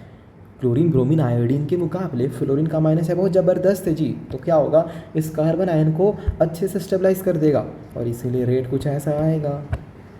बता रहा हूँ मैं, बहुत हेवी मिस्टेक होता है, इसलिए बार बार पूछता है इसको। I don't know why examiners ask many times. पता नहीं गेट में कितने बार आ गया है क्वेश्चन, क्योंकि बहुत मिस्टेक करते बच्चे, क्योंकि वो उधर से सीख के आते हैं। एलिफेटिक में जब हम लोग नहीं कराते थे, मानो CH3Cl है, CH3Br है, CH3I है, माना वहाँ पर लिविंग ग्रुप देखना है, यहाँ नहीं देखना है प्लीज़, क्योंकि लिविंग ग्रुप का निकलना RDS का हिस्सा ही नहीं था। आए समझ में? नेक्स्ट। और क्योंकि स्टेबिलिटी ऑफ इंटरमीडिएट तो RDS का हिस्सा था, इसलिए स्टेबिलिटी ऑफ इंटरमीडिएट से हमने आंसर किया इसका। ये तो यार, ये तो भाई, ये तो गार्ड बता देगा, गार्ड इसका आंसर, गार्ड बता देगा, गार्ड बताओ आराम से। गार्ड साहब भी इसका आंसर बता देंगे कि किस केस में न्यूक्लियोफाइल मारेगा। देख रहे हो तुम लोग यहाँ पर ये चीज़ नज़र जा रही है क्या? 3 NO2, 2 NO2, 1 NO2, यहाँ विड्रॉ हो रहा होगा, यहाँ भी ये विड्रॉ कर रहा होगा, यहाँ तो दोनों साइड से विड्रॉ है, यहाँ तो तीनों साइड से विड्रॉ है। मतलब इसकी इलेक्ट्रोफिलिसिटी ज़बरदस्त होगी। दैट इम्प्लाइज C, उसके बाद B, फिर उसके बाद A। नेक्स्ट। इसको कौन करेगा? इसको कौन करेगा? करो। नींद आता है, पानी पियो, लेकिन पढ़ना है। इसको बताओ जल्दी से इसका आंसर क्या होगा। क्या इस Cl का गला कटेगा या फिर इस Cl का गला कटेगा? किसको मारेगा? O नेगेटिव है मी, क्या इसको लात मार के बाहर निकालेगा कि इस Cl को लात मार के बाहर निकालेगा? तो उसका आंसर मैंने ऊपर में दिया था तुमको, तुम ध्यान से सुने होगे तो पक्का कर दिए होगे कंफर्म। अरे मैंने कहा था ना तुमको कि लिविंग ग्रुप के रेस्पेक्ट में इलेक्ट्रॉन विड्रॉइंग ग्रुप कहाँ होना चाहिए, ऑर्थो या फिर पैरा। तो चेक करते हैं क्या इसका गला कटेगा क्या, देखते हैं। ये क्लोरीन, क्या तेरा गला कटेगा? मैं चेक करता हूँ। ऑर्थो और मिट जाओ, जाओ गड़बड़ हो गया। क्यों? क्योंकि जिस Cl को मैंने अभी घेर रखा है, जिस Cl को मैंने अभी सर्कल कर रखा है, उसके मेटा पे NO2, तो वो उसका गला नहीं कटेगा भाई, उसका गला कटेगा, उसका गला कटेगा जिस लिविंग ग्रुप के रेस्पेक्ट में इलेक्ट्रॉन विड्रॉइंग ग्रुप ऑर्थो या फिर पैरा पे है, इसका गला तो कटने से रहा। लेकिन इसका चेक करेंगे तो इस क्लोरीन भाई साहब का, ये देखो ऑर्थो, ये मेटा, फिर ये पैरा हो जाएगा, दैट इम्प्लाइज ये Cl का गला कट जाएगा। ठीक है, जब इसको मारेगा ना तो नेगेटिव फॉर्म होगा, वो NO2 से स्टेबलाइज हो जाएगा, इसीलिए इस भाई साहब का गला कट जाएगा। और जो प्रोडक्ट आएगा कुछ ऐसा आएगा प्रोडक्ट, देख रहे हो कितना कंसेप्चुअल क्वेश्चन पूछ रहा है, मज़ा आता है। ऐसे ऐसे क्वेश्चन आते हैं जेई में, और नीट में आ जाएंगे तो फिर तो मज़ा ही आ जाए। तो कर दो भाई, इसको सॉल्व कर दो, बहुत मारेंगे अगर नहीं करेगा। अभी कॉन्सेप्ट सिखाया मैंने, इसको सॉल्व करो, टिक मारो जल्दी से। जो यहाँ पर न्यूक्लियोफाइल है C2H5O माइनस है, अब ये जाएगा मारने के लिए। काइंडली अटैक करके बताएं किसका गला कटेगा। ऑप्शन देख लो, ऑप्शन देख लो एक बार। कहाँ जी? ये देखिए NO2 को ही हटा दिया है। कैसे होगा यार? इलेक्ट्रॉन विड्रॉइंग ग्रुप है भाई, इलेक्ट्रॉन विड्रॉइंग ग्रुप को लिविंग ग्रुप बना दिया, कैसे भाग? ये दोनों ब्रोमीन कैसे हट जाएंगे यहाँ पर? Yes yes yes yes, why? ये ब्रोमीन जो है, अरे सॉरी ये नहीं, बिल्कुल भी नहीं, ये होगा डी ऑप्शन होगा। क्यों? क्योंकि यहाँ पर जो ये ब्रोमीन है ना, उसके रेस्पेक्ट पे NO2 पैरा पे है, दैट इम्प्लाइज जब ये वाला ब्रोमीन हटेगा ना तो नेगेटिव फॉर्म होगा और उसको ये NO2 स्टेबलाइज कर देगा। ठीक है, -m से, इसीलिए ये वाला ब्रोमीन तुम्हारा क्या हो जाएगा? एलिमिनेट होगा और C2H5O माइनस इसको सब्स्टिट्यूट कर देगा। देखो तो ऑप्शन डी हो जाएगा। ठीक है, नेक्स्ट। तो थोड़ा सा ब्रेक लेता हूँ मैं, गला फंस रहा है। तो इस रिएक्शन के बारे में थोड़ा देखते हैं, जहाँ हमारे पास क्लोरोबेंजीन है और देख रहे हो सीधा एक न्यूक्लियोफाइल यूज़ किया हुआ है OH माइनस, है ना। नेक्स्ट, और यहाँ लिविंग ग्रुप लगाया हुआ है। तो मैंने तुमको कहा था ना कि लिविंग ग्रुप है तो उसके साथ में एक इलेक्ट्रॉन विड्रॉइंग ग्रुप रहना चाहिए, ताकि वो डेफिशिएंट भी बनाए और इंटरमीडिएट भी स्टेबलाइज हो जाए। ठीक है, लेकिन यहाँ पर ऐसा कुछ है नहीं, तो इसलिए रिएक्शन हो ही नहीं रहा है, नो रिएक्शन। लेकिन अब यहाँ पर थोड़ा ट्विस्ट है। ट्विस्ट ये है कि अगर बहुत वायलेंट कंडीशंस क्रिएट करते हैं ना हम, अगर वायलेंट कंडीशन मतलब बहुत एक्सेसिव टेम्परेचर, प्रेशर भी ज़बरदस्त हो, तो उस केस में रिएक्शन पॉसिबल हो जाता है। ठीक है ना, जैसे फॉर एग्जांपल ऐसा तो होना नहीं चाहिए था, लेकिन उसको पॉसिबल बनाने के लिए हमने बहुत ज़्यादा टेम्परेचर हाई रखा है और बहुत ज़्यादा हाई प्रेशर रखा है, तो उसके प्रेजेंस में रिएक्शन हो जाता है। जहाँ पर क्लोरोबेंजीन को इम्पॉर्टेंट है रिएक्शन, ध्यान से देखना, क्लोरोबेंजीन है NaOH है, और यहाँ पर जो मेरा टेम्परेचर है 623 केल्विन, 300 ATM, और इसी टेम्परेचर और इसी प्रेशर पे ये जो क्लोरीन है ना, ये OH से रिप्लेस हो जाता है और हमारा फिनॉल बन जाता है। इसको क्या कहते हैं? फिनॉल, इसको बोलते हैं हम लोग फिनॉल। और ये प्रोसेस को बोलते हैं डाउस प्रोसेस। क्या बोलते हैं इसको? डाउस प्रोसेस, जहाँ पर हम लोग क्लोरोबेंजीन से फिनॉल बना रहे होते हैं, है ना। ठीक है, नेक्स्ट। अब थोड़ा इम्पॉर्टेंट बात ये है यहाँ पर कि तुम सोच रहे होगे कि क्या सर ये टेम्परेचर और प्रेशर हमको याद करना है। मतलब हाँ, बिल्कुल याद करना है। क्यों? क्योंकि सीधा प्रीवियस ईयर में आ चुका है एक बार जेई के कि क्लोरोबेंजीन से फिनॉल किस कंडीशन पे जाता है। ठीक है, तो इम्पॉर्टेंट है तुम्हारे लिए, है ना। तो टेम्परेचर प्रेशर याद रखना, temperature 623 kelvin and pressure 300 ATM। ठीक है, नेक्स्ट। अब तुम चाहते हो कि सर अरे यार इतना ज़्यादा टेम्परेचर कहाँ से दे भाई, थोड़ा कम टेम्परेचर हो तो काम बन जाए। तो उसका एक इलाज है कि सर ये रिएक्शन कम टेम्परेचर पे हो सकती है क्या? बोले कि हाँ, देयर इज़ अ सॉल्यूशन। बोले क्या है सॉल्यूशन? सॉल्यूशन ये है कि आप इसमें इलेक्ट्रॉन विड्रॉइंग ग्रुप जोड़ना चालू करो। तो जैसे ही आप इलेक्ट्रॉन विड्रॉइंग ग्रुप जोड़ोगे, दैट इम्प्लाइज होगा क्या? वो डेफिशिएंट भी बनेगा। दूसरी बात, अभी बताया था ना इलेक्ट्रॉन विड्रॉइंग ग्रुप का role, electron withdrawing group deficient भी बनाएगी और दूसरी तरफ इंटरमीडिएट को स्टेबलाइज भी करेगी। तो कम टेम्परेचर पे ही रिएक्शन हो जाता है। देखो लिखा हुआ है ना, occur when strong electron withdrawing groups are present at ortho and para position with respect to the halogen. जब एक NO2 लगाते हो तो 623 से घट के आ जाता है 443 केल्विन पे। जब 2 NO2 लगाते हो तो 443 केल्विन से भी घट के 368। और जब आप तो गजब काम कर देते हो, गजब काम, 3 NO2 लगा देते हो, डैट इम्प्लाइज ये इतना ज़्यादा इलेक्ट्रॉन डेफिशिएंट हो जाता है, इतना ज़्यादा इलेक्ट्रॉन डेफिशिएंट, और इसका इंटरमीडिएट इतना आफत वाला स्टेबलाइज हो जाता है कि आप सिंपल गर्म भी कर दीजिएगा ना, पानी में गर्म कर दीजिएगा, पानी में गर्म, तो आपको जो Cl है रिप्लेस मिल जाएगा OH से। और इसी को मैंने तुमको समझाया था, इसको कहते हैं पिक्रिक एसिड। पिक्रिक एसिड जिसकी एसिडिटी कार्बोक्सिलिक एसिड से भी ज़्यादा होती है ना। नेक्स्ट, हाँ, अब ऐसे सवाल में क्या करें जहाँ पर मेरे पास एलिफैटिक वाला सिस्टम भी है, देखो ये एलिफैटिक सिस्टम है। नेक्स्ट, और जहाँ पर मेरे पास एरोमेटिक वाला सिस्टम भी है, तो अब हम किस क्लोरीन का गला काटें? समझ रहे हो बात?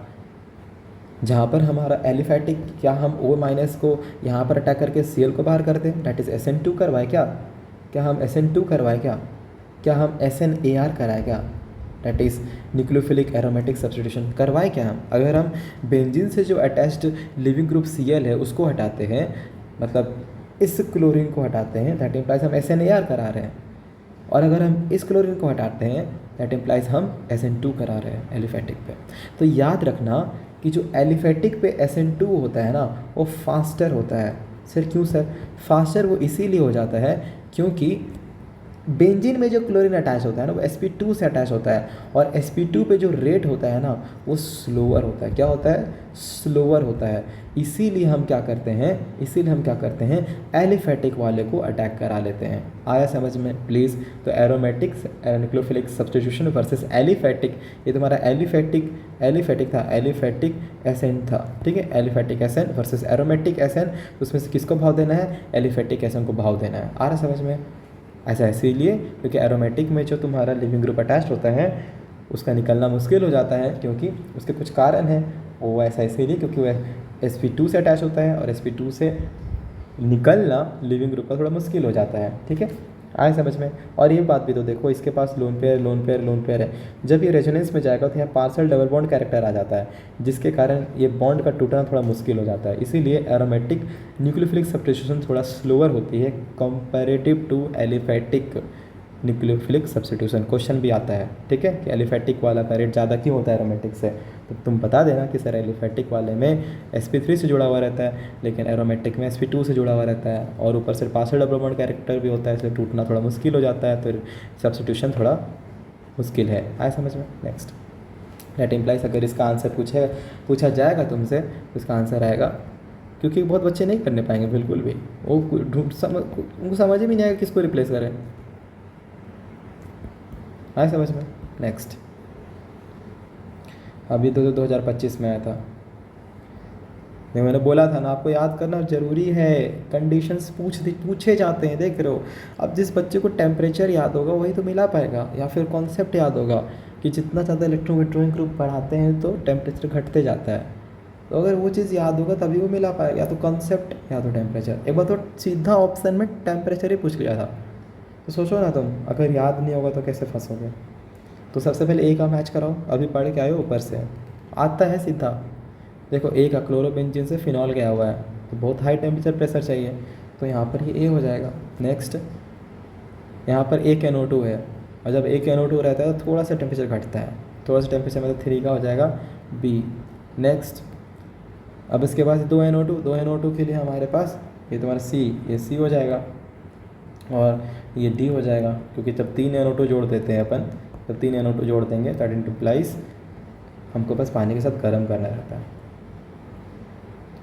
देखो क्वेश्चन है ना, why aromatic nucleophilic substitution is less reactive than aliphatic nucleophilic substitution. बहुत इंपॉर्टेंट है कि जो लिविंग ग्रुप बेंजीन से जुड़ी होती है उसका निकलना थोड़ा सा रेट जो होता है उसका थोड़ा स्लोअर होता है कंपैरेटिव टू वो लिविंग ग्रुप जो एलिफैटिक कार्बन पे जुड़ा हुआ है, ठीक है।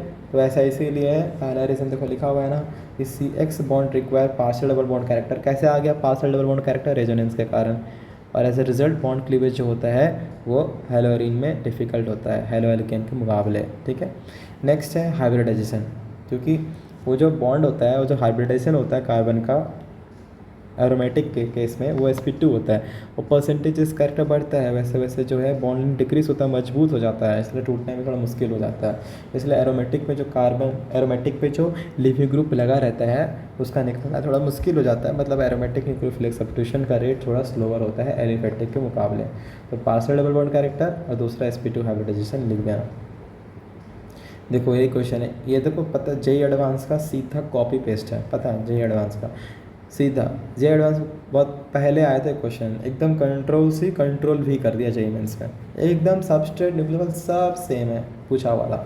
अब अच्छा सोचेगा ना कि किसको हटाए, फ्लोरीन को हटाए क्योंकि NO2 तो वेलो विड्रॉइंग है, ये फ्लोरीन को हटाएगा कि आयोडीन को हटाएगा, सोचेगा बच्चा। उन्होंने बता रखा है ना कि जो एलिफेटिक में जुड़ा रहता है लिविंग ग्रुप वहाँ पर रिएक्शन जल्दी हो जाता है। तो उसके बाद अब तुमको सोचना पड़ेगा कि SN1 से जाएगा कि SN2 से जाएगा। सॉल्वेंट देखो ना, दैट एम्प्लाइज ये तो कट गया, ये भाई ये सब तो कट गया, ये देखो ये तो तुम्हारा कट चुका है, अब ये हो जाएगा। अब उसमें भी SN2 से जाएगा कि SN1 से। अब देखो ना एनायनिक है, दूसरा पास एप्रोटिक सॉल्वेंट है, SN2 से चला जाएगा। अब SN2 से जाएगा तो अटैक करा दो, नेगेटिव है सीधा अटैक करेगा, SN2 है तो पीछे के साइड से और आयोडीन को बाहर कर देगा, मतलब जो आएगा वो डैश पे लगा रहेगा क्योंकि पीछे से मारेगा, SN2 बैक साइड से अटैक होता है। तो देख लो तुम, तो ये ऑप्शन ही लग रहा है मेरे को, डैश में है और फ्लोरीन रिटेंड है और NO2 लगा हुआ है, वेज पे कहाँ से रहेगा। नेक्स्ट यहाँ पर ये देखो SPH, ये एरोमेटिक वाला पे तो होगा नहीं रिएक्शन। डी पे देखो क्या प्रॉब्लम है, दोनों पे करा दिया। Which are the following compound is most reactive in electrophilic aromatic substitution, मतलब इलेक्ट्रोफाइल किस बेंजीन के पास आने वाला है, तो उसी बेंजीन के पास आएगा जो रईस होगा, क्योंकि इलेक्ट्रोफिलिक है ना, इलेक्ट्रोफिलिक मतलब इलेक्ट्रोफाइल आ रहा है, मतलब वो खुद करीब है आने वाला है, तो अमीर के पास आएगा। कौन अमीर है, कौन सा बेंजीन का अमीर है, ये तो खींच रहा है -I से, ये -M से खींच रहा है, ये न्यूट्रल है, कोई ग्रुप नहीं लगा हुआ है, +M लग रहा है, D. Next the following reaction method, यहाँ पर देखो करवाया हुआ है तुम्हारा हैलोजनेशन, ठीक है, is not suitable for the preparation of the corresponding haloarene products to high reactivity of halogen when excess. हाँ वहाँ पर मैंने एक चीज़ नोट करके लिखा होता है हैलोजनेशन के केस में कि जब आप फ्लोरीन के साथ, वैसे आपका आंसर पता है इसका, जब भी आप फ्लोरीन के साथ आप इलेक्ट्रोफिलिक एरोमेटिक सब्स्टिट्यूशन कराते हैं वो क्या होता है, एक्सप्लोसिव होता है। देखो लिखा हुआ है ना, फ्लोरीन के साथ जब भी आप रिएक्शन कराओगे ना F2 LF3 या फिर LCl3 के साथ, तो एक्सप्लोसिव भी नेचर होती है, इसीलिए हम उसके साथ रिएक्शन प्रीफर नहीं कराते हैं। आ रहा समझ में, जो इसका आंसर होगा हाँ हाई रिएक्टिविटी, ये फ्लोरीन होगा। Next which of the following sequence of reaction is suitable to synthesize chlorobenzene, chlorobenzene बनाना है, कैसे बनाओगे ट्राई करो, इसमें से क्या लगता है तुमको। अब ये ऊपर देख के आ रहे हो, क्लोरोबेंजीन बेंजीन से बनाना है, बेंजीन से क्लोरोबेंजीन बनाना है। देखो अभी ऊपर से पढ़ के आया हो, छाटो ऑप्शन कहीं मिल रहा है क्या, देखो बेंजीन और FeCl3 और Cl2 आ गया chlorobenzene. Next elimination then addition, अब ये भी तुम्हारा न्यूक्लियोफिलिक एरोमेटिक सब्स्टिट्यूशन ही है, ठीक है। तो जो हमारा SNAR था ना वो 2 टाइप का होता है, जो भी हम लोग पढ़ लिए। और पहले क्या पढ़े थे कि न्यूक्लियोफाइल ऐड होता है, उसके बाद ऐड होने के बाद उसके बाद एलिमिनेट होता है कौन, लिविंग ग्रुप। तो हम लोग पढ़ के आए हैं एडिशन देन एलिमिनेशन, अभी जो हम लोग पढ़ के आए हैं एडिशन देन एलिमिनेशन, तो एडिशन किसका, न्यूक्लियोफाइल का, एलिमिनेशन किसका, लिविंग ग्रुप का। अब हम लोग जो दूसरा टाइप का पढ़ने वाले हैं वो है एलिमिनेशन देन एडिशन, आ रहा है समझ में, एलिमिनेशन देन एडिशन। नेक्स्ट अब ये एलिमिनेशन देन एडिशन क्या होता है उसको ही हम लोग को देखना है। तो सबसे पहले क्या होगा, इसमें लिविंग ग्रुप पहले जाएगा और उसके बाद एडिशन होगा तुम्हारा न्यूक्लियोफाइल का। फिर से यहाँ पर सर दूसरा टाइप में क्या है, दूसरा टाइप में ये है कि पहले लिविंग ग्रुप एलिमिनेट होगा देन एडिशन होगा तुम्हारा किसका, हमारा न्यूक्लियोफाइल का, है ना। नेक्स्ट अब देखो ये 3 पॉसिबिलिटीज़ हैं। यहाँ पर क्या है, हम कैसे पहचानेंगे कि वो एडिशन देन एलिमिनेशन का केस है या फिर एलिमिनेशन देन एडिशन का केस है। तो एडिशन देन एलिमिनेशन का केस यही है कि लिविंग ग्रुप है, उसके ऑर्थो और पैरा पे इलेक्ट्रॉन विड्रॉइंग ग्रुप लगा रहेगा। नेक्स्ट एलिमिनेशन देन एडिशन के केस में क्या होगा, ये रिएजेंट है बहुत खास है, यही रिएजेंट तुमको हर जगह मिलने वाला है। देखो ये वाला रिएजेंट सोडा अमाइड, ठीक है। तो एक ग्रुप लगा रहता है, ज़रूरी नहीं कि वो इलेक्ट्रॉन विड्रॉइंग ही हो, है ना। लेकिन एडिशन देन एलिमिनेशन में कन्फर्म है कि ऑर्थो और पैरा पे इलेक्ट्रॉन विड्रॉइंग ग्रुप होना ही चाहिए, तभी एडिशन देन एलिमिनेशन होगा।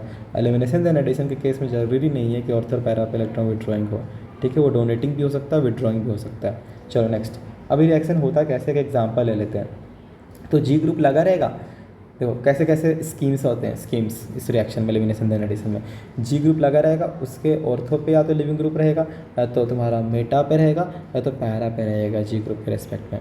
जैसे ये वाला केस हमने उठा रखा है, ये वाला केस उठा रखा है जहाँ पर हमने क्या रखा है, जी ग्रुप है, दिस इज़ मेरा जी ग्रुप और उसके ऑर्थो पे हमारा क्या है, एक लिविंग ग्रुप लगा रखा है ना। अब ये जी ग्रुप जो है ना, ये जो मेरा जी ग्रुप है उसका रोल होता है, यहाँ पर जी ग्रुप क्या है, मिथाइल, उसका रोल होगा रिएक्शन में, इसलिए जी ग्रुप लगाया गया है। ठीक है, तो रोल कैसे होगा देखते हैं। तो सबसे पहले क्या है, एलिमिनेशन देन एडिशन, क्या एलिमिनेशन देन एडिशन, तो एलिमिनेशन करवाना है हमको किसका, लिविंग ग्रुप का। तो यहाँ से दो तरीके से एलिमिनेशन होती है। तो होता क्या है, सबसे पहले सोडामाइड है प्लस माइनस है, तो यहाँ पर दो तरीके से एलिमिनेशन इस तरीके से होगा। यहाँ पर जो हाइड्रोजन है ना, हाइड्रोजन ये जाता है, इसको पकड़ता है और यहाँ पर बेंजाइन का फॉर्मेशन होता है। बेंजाइन भी एक इंटरमीडिएट होता है, ये देखो इसको कहते हैं बेंजाइन, इसको कहते हैं बेंजाइन। यहाँ पर ट्रिपल बॉन्ड आ जाता है, ट्रिपल बॉन्ड, ये देखो इसको बोलते हैं बेंजाइन, बेंजाइन बोलते हैं इसको। नेक्स्ट, और यहाँ पर CH3 लगा हुआ है, तो ये एक इंटरमीडिएट है। क्यों है इंटरमीडिएट, ये थोड़ी देर के ही ठहरेगी, वो ऐसा इसीलिए क्योंकि ये जो कार्बन है, देखो यहाँ पर कैसा, यहाँ पर देखो ट्रिपल बॉन्ड आ गया है और जो बॉन्ड एंगल है वो कितना है, यहाँ पर 60 डिग्री है ना। और अगर बॉन्ड एंगल इतना कम है और जो रिक्वायरमेंट है वो कितना, 180 डिग्री का, 60 डिग्री बोला, 120 डिग्री, तो बॉन्ड एंगल 120 डिग्री, इसको रिक्वायरमेंट है 180 का, तो क्या ये स्टेबल होगा, नहीं, बहुत ज़्यादा रिएक्टिव हो जाएगा, क्योंकि इस ट्रिपल बॉन्ड में वो तुम्हारे एग्जिस्ट कर ही नहीं पाएगा, क्योंकि ट्रिपल बॉन्ड का बॉन्ड एंगल जो रिक्वायरमेंट होता है वो 180 डिग्री होता है। आया समझ में। नेक्स्ट, कभी कभी पूछा जाता है कि ये जो बेंजाइन है, इसको बेंजाइन कहते हैं, अभी जो मेरा बेंजाइन है ये एरोमेटिक होता है कि नहीं, और इसका हाइब्रिडेशन क्या होता है, प्लीज़ ध्यान से सुन लेना। सबसे पहले जो बेंजाइन होता है, जो बेंजाइन है मेरा वो एरोमेटिक होता है। दूसरी बात ये पूछेगा हाइब्रिडाइजेशन, तो बच्चे ना इसको अब ऑब्वियसली नहीं पता होगा तो यही आंसर करेंगे। बच्चे इसको sp हाइब्रिडेशन बताते हैं, इसको और इसको। एक सेकेंड,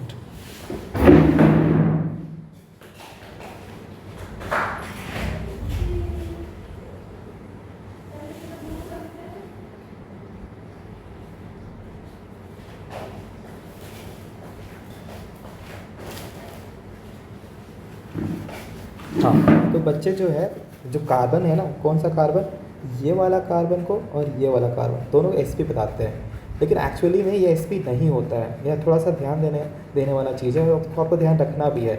ऐसा इसीलिए क्योंकि तुम खुद सोचो ना, अगर sp हो जाएगा तो sp के लिए बॉन्ड एंगल 180 चाहिए होता है और उसको 180 मिल नहीं पाता है। तो जो तीसरा बॉन्ड बनता है ना, वो बॉन्ड नहीं, एक महज एक इंट्रैक्शन होता है। ठीक है, ये कुछ इस तरीके से एक इंट्रैक्शन होता है, मैं समझाता हूँ। ये इंट्रैक्शन होता है कुछ ऐसा, इस तरीके से। ये देखो, ये एक इस कार्बन का इलेक्ट्रॉन, ये इस कार्बन का इलेक्ट्रॉन, एक महज एक इंट्रैक्शन हो रहा होता है। आ रहा है समझ में। तो प्लीज़ सारे कार्बन यहाँ अभी भी sp2 हैं, प्लीज़ याद रखना ये चीज़।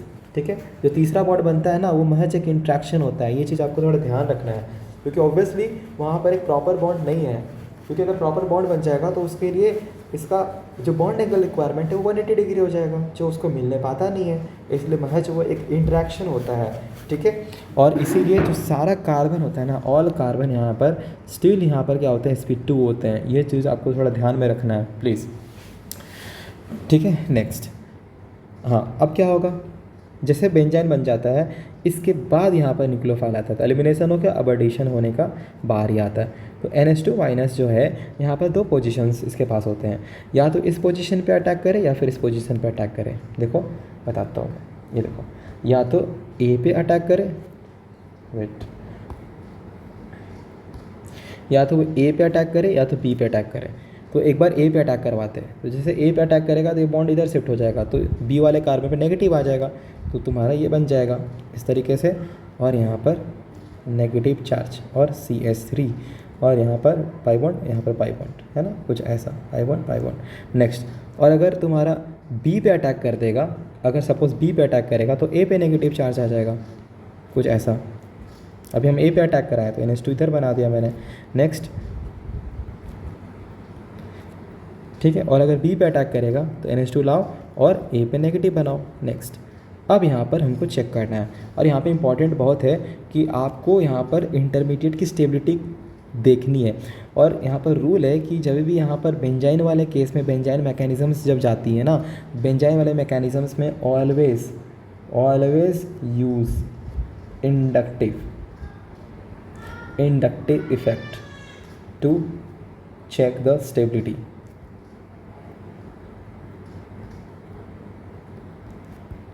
ठीक है। नेक्स्ट, तो अब इस केस में दोनों में से सेलेक्ट करना है। तो ये अब यहाँ पर आता है जी ग्रुप का रोल। तुम सोच रहे हो कि CH3 का रोल क्या है, तो यहाँ पर आता है CH3 का रोल।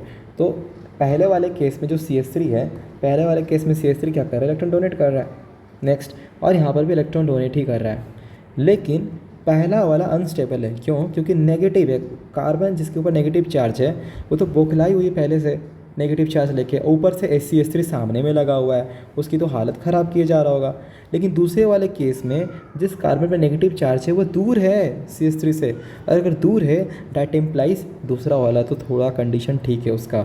ये तो कार्बन पहले से बौखलाया हुआ है और सामने CH3 पड़ा हुआ है उसके एक ही कार्बन के बाद, तो अच्छे से बैंड बजा रहा होगा, तो ये अनस्टेबल हो जाएगा। ठीक है, अनस्टेबल हो जाएगा और ये तुम्हारा क्या हो जाएगा, स्टेबल हो जाएगा। क्लियर है? डैट इम्प्लाइज यहाँ पर तुम्हारा क्या होगा, जैसे ही यहाँ NH2 माइनस जो है ना H+ लिया होगा तो अमोनिया बन गया होगा, और उसी अमोनिया से ये नेगेटिव प्रोटोन ले लेता है, और प्रोटोन लेने के बाद ये प्रोडक्ट फॉर्म कर लेगा। CH3 है और यहाँ पर तुम्हारा NH2 हो जाएगा, और यही तुम्हारा मेजर प्रोडक्ट आएगा। आ रहा समझ में? तो हम लोग को कैसे पता चलेगा सर कि एडिशन देन एलिमिनेशन या एलिमिनेशन देन एडिशन? बताया मैंने, एडिशन देन एलिमिनेशन होने के लिए तुम्हारा लिविंग ग्रुप और उसके ऑर्थो पैरा पे इलेक्ट्रॉन विड्रॉइंग ग्रुप होना ज़रूरी है, और एलिमिनेशन देन एडिशन के केस में इलेक्ट्रॉन विड्रॉइंग भी हो सकता है, इलेक्ट्रॉन डोनेटिंग भी हो सकता है। ठीक है, और leaving group ortho Meta para पे मिलेंगे तुमको। जैसे फॉर एग्जांपल ये वाला क्वेश्चन करते हैं, एक बार तुम भी करो कैसे इसको सॉल्व करते हैं। Identify A and predict the type of reaction. OCH3 है और Br लगा हुआ है, तो इसको कैसे सॉल्व करेंगे? देखो, अब इसको पूरा डिटेल में सॉल्व करते हैं, फिर से तुमको रिवाइज हो जाएगा। देखो कहाँ लगा हुआ है, एक बार चेक कर लेते हैं, क्योंकि हम इसको नेक्स्ट पेज में ले जा रहे हैं। ब्रोमीन है मेटा पे और CH3 मेटा पे लगा हुआ है ना, और सोडामाइड के साथ रिएक्शन है। इसको तुम लोग भी सॉल्व करो जैसे मैंने सॉल्व कराया, और ट्राई करो अप्लाई करने का कि तुमसे ये अप्लाई हो भी पाता है कि नहीं। ठीक है, चलो। तो अगर हम इसको सॉल्व करने का ट्राई करें तो इस केस में क्या होगा, मेरे पास कुछ ऐसा केस है ना, यहाँ पर OCH3 है और यहाँ पर ब्रोमीन लगा हुआ है, तो यहाँ पर मेरे पास आ जाएगा सोडामाइड NaNH2। हमको पता है कि यहाँ पर एलिमिनेशन होने वाला है। ठीक है, NaNH2 प्लस माइनस, तो यहाँ पर हाइड्रोजन है और एक यहाँ पर हाइड्रोजन है। दैट इम्प्लाइज एलिमिनेशन ऐसे भी हो सकता है। ठीक है, एलिमिनेशन ऐसे भी हो सकता है। तो यहाँ पर दो प्रोडक्ट्स आ रहे पहले ही मेरे पास, दो बेंजाइन आएंगी इस तरीके से। तो यहाँ पर ट्रिपल बॉन्ड बनाना, ये वाला यहाँ पर ट्रिपल बॉन्ड बनाओ, कॉन्जुगेशन को रखना पड़ेगा उस हिसाब से। ठीक है, पाई बॉन्ड्स को सजा के रखो उसी तरीके से। नेक्स्ट, अब दूसरा इधर से आएगा, मतलब यहाँ पर हमको ट्रिपल बॉन्ड बनाना है। ठीक है, जब ये एरो चलेगा तो यहाँ पर पाई बॉन्ड आएगा ना, यहाँ पर ट्रिपल बॉन्ड बनाओ। तो कैसे बनाएंगे, तो कुछ ऐसा आएगा हमारे पास, OCH3 है। ठीक है, कुछ ऐसा। नेक्स्ट, अब नेक्स्ट चीज़ है, अब यहाँ पर भी NH2 माइनस का अटैक कराओ और यहाँ पर भी NH2 माइनस का अटैक कराओ।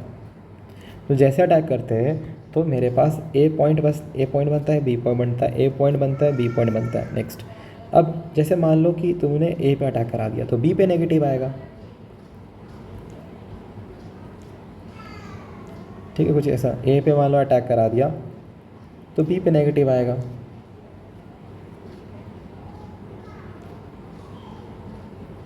ठीक है, नेक्स्ट, मान लो तुमने B पे अटैक कराया तो A पे नेगेटिव आ जाएगा।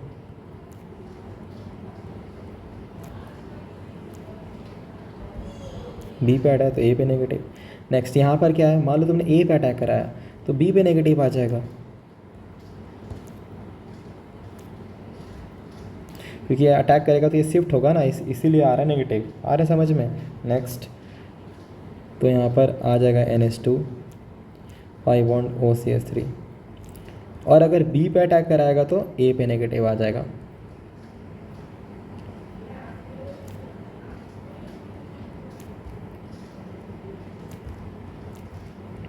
अब हम लोग को लगाना है G ग्रुप का इफेक्ट। तो अब G ग्रुप का इफेक्ट लगाने के लिए मैंने बोला इंडक्टिव को ही हाथ में लेना है। प्लीज़, इंडक्टिव में से मेरी कोऑपरेटिव नहीं हो पाती इसीलिए इसमें। ठीक है, नहीं तो कभी सिखा दूंगा कि क्यों नहीं ऑपरेटिव होती है।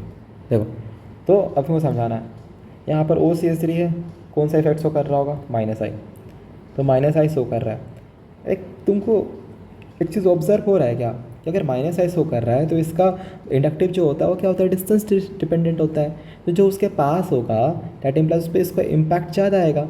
तो पहले वाला जो केस है वो ज़्यादा स्टेबलाइज्ड है। क्यों? क्योंकि माइनस क्लोज है, माइनस देख रहे हो ऑर्थो पोजीशन पे ही है। अगर ऑर्थो पोजीशन पे है दैट इम्प्लाइज उसका इफेक्ट जो है वो तुरंत आ रहा होगा OCH3 का। ये देखो सामने में तो बहुत अच्छे से, जहाँ पर पहला केस में देखोगे ऑर्थो पे नेगेटिव चार्ज है, डैट इम्प्लाइज ऑर्थो वाले कार्बन पे नेगेटिव चार्ज है, डैट इम्प्लाइज उस कार्बन का नेगेटिव चार्ज अच्छे से ये निकाल दिया होगा OCH3, क्योंकि उसके सामने है। आए समझ में? अगर सामने है तो ये वाला केस जो है सबसे ज़्यादा स्टेबल है। बाकी के केस में नेगेटिव चार्ज जो है दूर में है तो OCH3 का इम्पैक्ट नहीं आने पा रहा होगा। क्लियर है? और OCH3 माइनस आई क्यों शो किया? क्योंकि ऑक्सीजन इलेक्ट्रोनेगेटिव होता है। तो यहाँ पर क्या होगा, ये वाला स्टेबल केस है तो अमोनिया से क्या करेगा, प्रोटॉन निकाल लेगा। ये प्रोटॉन निकालने के बाद यहाँ पर ये NH2 तो लगा ही हुआ है और यहाँ पर OCH3 है और ये मेरा प्रोडक्ट क्या है, तुम्हारा मेजर आ जाएगा इसमें। ठीक है, तो ये थोड़ा सा था तुम्हारा नीट ने एक बार क्वेश्चन पूछा है, पता नहीं 2017 में। वैसे तो ये थोड़ा सा स्टैंडर्ड लेवल का क्वेश्चन है, वैसे तो नहीं पूछना चाहिए इस टाइप का सवाल, थोड़ा सा लेवल अभी मानूंगा मैं, क्योंकि बेंजाइन आप बनता है, बेंजाइन से फिर मेजर बनाओ, ग्रुप का इफेक्ट चेक करो, तो थोड़े से लोग इसमें दिक्कत करते हैं। बट स्टिल पूछ रहा है तो क्या कर सकते हैं। तो तुम लोगों को मैं होमवर्क दे देता हूँ, तुम लोग इसको सॉल्व करके मेरे को DM करना है इसका आंसर। ठीक है, ताकि मैं समझूंगा कि तुम लोग समझे कि नहीं। ठीक है, नेक्स्ट मान लो ऐसा क्वेश्चन है तुम्हारा, जी ग्रुप मान लो मैंने यूज़ कर लिया है CF3। ठीक है, और यहाँ पर मैंने लगा दिया है तुम्हारा लेट्स सपोज यहाँ पर क्लोरीन लगा दिया। ठीक है, और यहाँ पर मैंने NaNH2 यूज़ कर दिया। अब एक बात बताओ, इसका प्रोडक्ट क्या बनेगा? अब तुम पूछोगे सर CF3 कौन सा इफेक्ट शो करेगा? फ्लोरीन लगाओ ना, ऑब्वियसली दिमाग लगाओ, माइनस आई। ठीक है, अब इसका प्रोडक्ट बनाना हमको DM करना, हम समझेंगे, तुम समझ गया। ठीक है, हम तुमको चेक करके बता देंगे आंसर। चलो नेक्स्ट, अब इसका आंसर क्या होगा? अब देखो दो जगह CH3 लगा हुआ है। Which product is found when the following compound is treated with Br2 in the presence of FeBr3। एक बात पता हमको कि Br2 और FeBr3 के केस में हमारा जो ब्रोमोनियम आयन आता है इलेक्ट्रोफाइल, अब ये CH3 कहाँ कहाँ चाहता है? तो ये जो CH3 है ये चाहता है ऑर्थो और पैरा पे, मतलब ये रहा ऑर्थो और मेटा पैरा, जैसे ऑर्थो मेटा पैरा यहाँ पे चाहता है और यहाँ पे चाहता है। ठीक है, नेक्स्ट ये देखो ये सारे पोजीशन से जहाँ पर CH3 चाह रहा है। नेक्स्ट ये जो CH3 कहाँ कहाँ चाहता है? तो ये रहा ऑर्थो, ठीक है, और ये रहा पैरा। नेक्स्ट रेडी सब दोनों क्लोरीन जो दोनों CH3 सेम ही साइड चाह रहे हैं। चेक करते हैं जो प्रेफरेबल होगा। बी तो ऑप्शन हो ही नहीं सकता, सब्स्टिट्यूशन हुआ नहीं यहाँ पर। नेक्स्ट डी वाला भी नहीं हो सकता केस, क्यों? डी वाले केस में मेटा पे लगाया हुआ है इसीलिए। नेक्स्ट अब ए और सी में थोड़ा सोचना है तुमको। ए और सी के केस में, सी के केस में एक ब्रोमीन लगाया हुआ है ना, और ए के केस में तुम्हारा ब्रोमीन यहाँ पे देखो, यहाँ तो सही लगाया है लेकिन यहाँ पर थोड़ा गलत कर दिया है, क्योंकि पैरा पे सॉरी मेटा पे नहीं आएगा, क्योंकि ये जो पोजीशन है क्या है, मेटा है CH3 के, दोनों CH3 के रेस्पेक्ट पे, और मेटा पे तो लगेगा नहीं। क्यों? क्योंकि CH3 इलेक्ट्रॉन डोनेटिंग है हाइपर कंजुगेशन से, तो ये भी गलत हो जाएगा। डेट इम्प्लाइज ऑप्शन सी बन रहा है मेरा। तो ऐसे से काट के बना सकते हो तुम लोग क्वेश्चन। ठीक है, क्यों काटा ए को, क्यों काटा? सोचो ना, दोनों CH3 के रेस्पेक्ट पे वो पोजीशन मेटा है जहाँ पे इन्होंने ब्रोमीन जोड़ा है, मेटा पे थोड़ी जो लगेगा, क्योंकि इलेक्ट्रॉन डोनेटिंग है ना CH3। जब भी इलेक्ट्रॉन डोनेटिंग होता है इधर थ्रू हाइपर कंजुगेशन और तुम्हारा प्लस है, वो इलेक्ट्रोफाइल जो होता है तुम्हारा कहाँ जोड़ता है? ऑर्थो पैरा पे, उन्होंने कहाँ जोड़ दिया? मेटा पे जोड़ दिया, इसलिए काटा मारा उसको मैंने। डी में कुछ जोड़ा ही नहीं है इसलिए काटा मारा। डी को क्यों? उसमें भी वैसे ही काम किया उन्होंने, मेटा पे जोड़ दिया, तो सी बच गया। मोस्ट डीएक्टिवेटिंग, इसमें से मोस्ट डीएक्टिवेटिंग कौन है, मतलब कौन इलेक्ट्रॉन्स खा लेगा, एकदम छीन के खा लेगा? इसमें से सबसे ज़्यादा डीएक्टिवेटिंग कौन है? NO2। Next in the following reaction C6H5CH2Br, और फिनाइल है, CH2 लगा हुआ है, Br लगा हुआ है, मतलब कुछ ऐसा है। ट्राई करो उसको करने का, ग्रिग्नार्ड पढ़ा दिया तुम लोग को।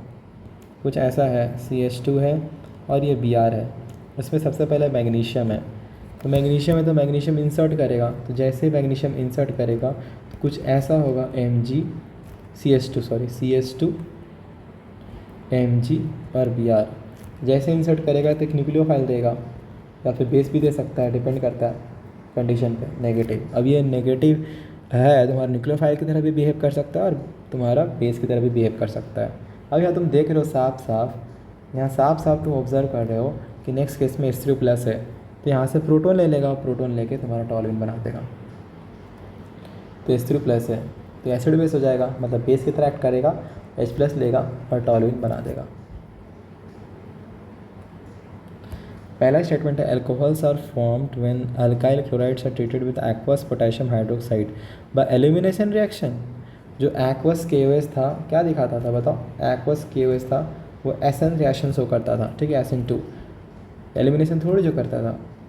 इन alcoholic potassium hydroxide alkyl chlorides form alkenes by abstracting the hydrogen from the beta carbon. बिल्कुल सही, स्टेटमेंट तो सही है, क्योंकि अल्कोहलिक KOH होता है वहाँ पर एलिमिनेशन होता है और बीटा हाइड्रोजन जो है वो एलिमिनेट होता है जो बीटा कार्बन पे लगा रहता है। The structure of the major products formed in the following reaction is. सबसे पहले तो यहाँ पर Br है, आयोडीन, यहाँ तो कराना ही नहीं, रिएक्शन कंपैरेटिवली Cl पे होगा, बता दिया है। जो एलिफेटिक सब्स्टिट्यूशन है, एलिफेटिक एरोमेटिक सब्स्टिट्यूशन फास्टर होता है, और भी AgCN के साथ है। तो AgCN में बताया था AgCN कोवेलेंट होता है, सिल्वर जहाँ लगता है कोवेलेंट हो जाता है, तो होना तो चाहिए C के साइड से अटैक, क्योंकि C की न्यूक्लियोफिलिसिटी ज़्यादा है, बट Ag+ उसके साथ कोवेलेंट इंटरेक्शन है, बट C के साथ होने नहीं देगा, तो मजबूरी में N से हो जाएगा, N से अटैक हो जाएगा, तो NC आएगा तुम्हारा इसका आंसर, है ना।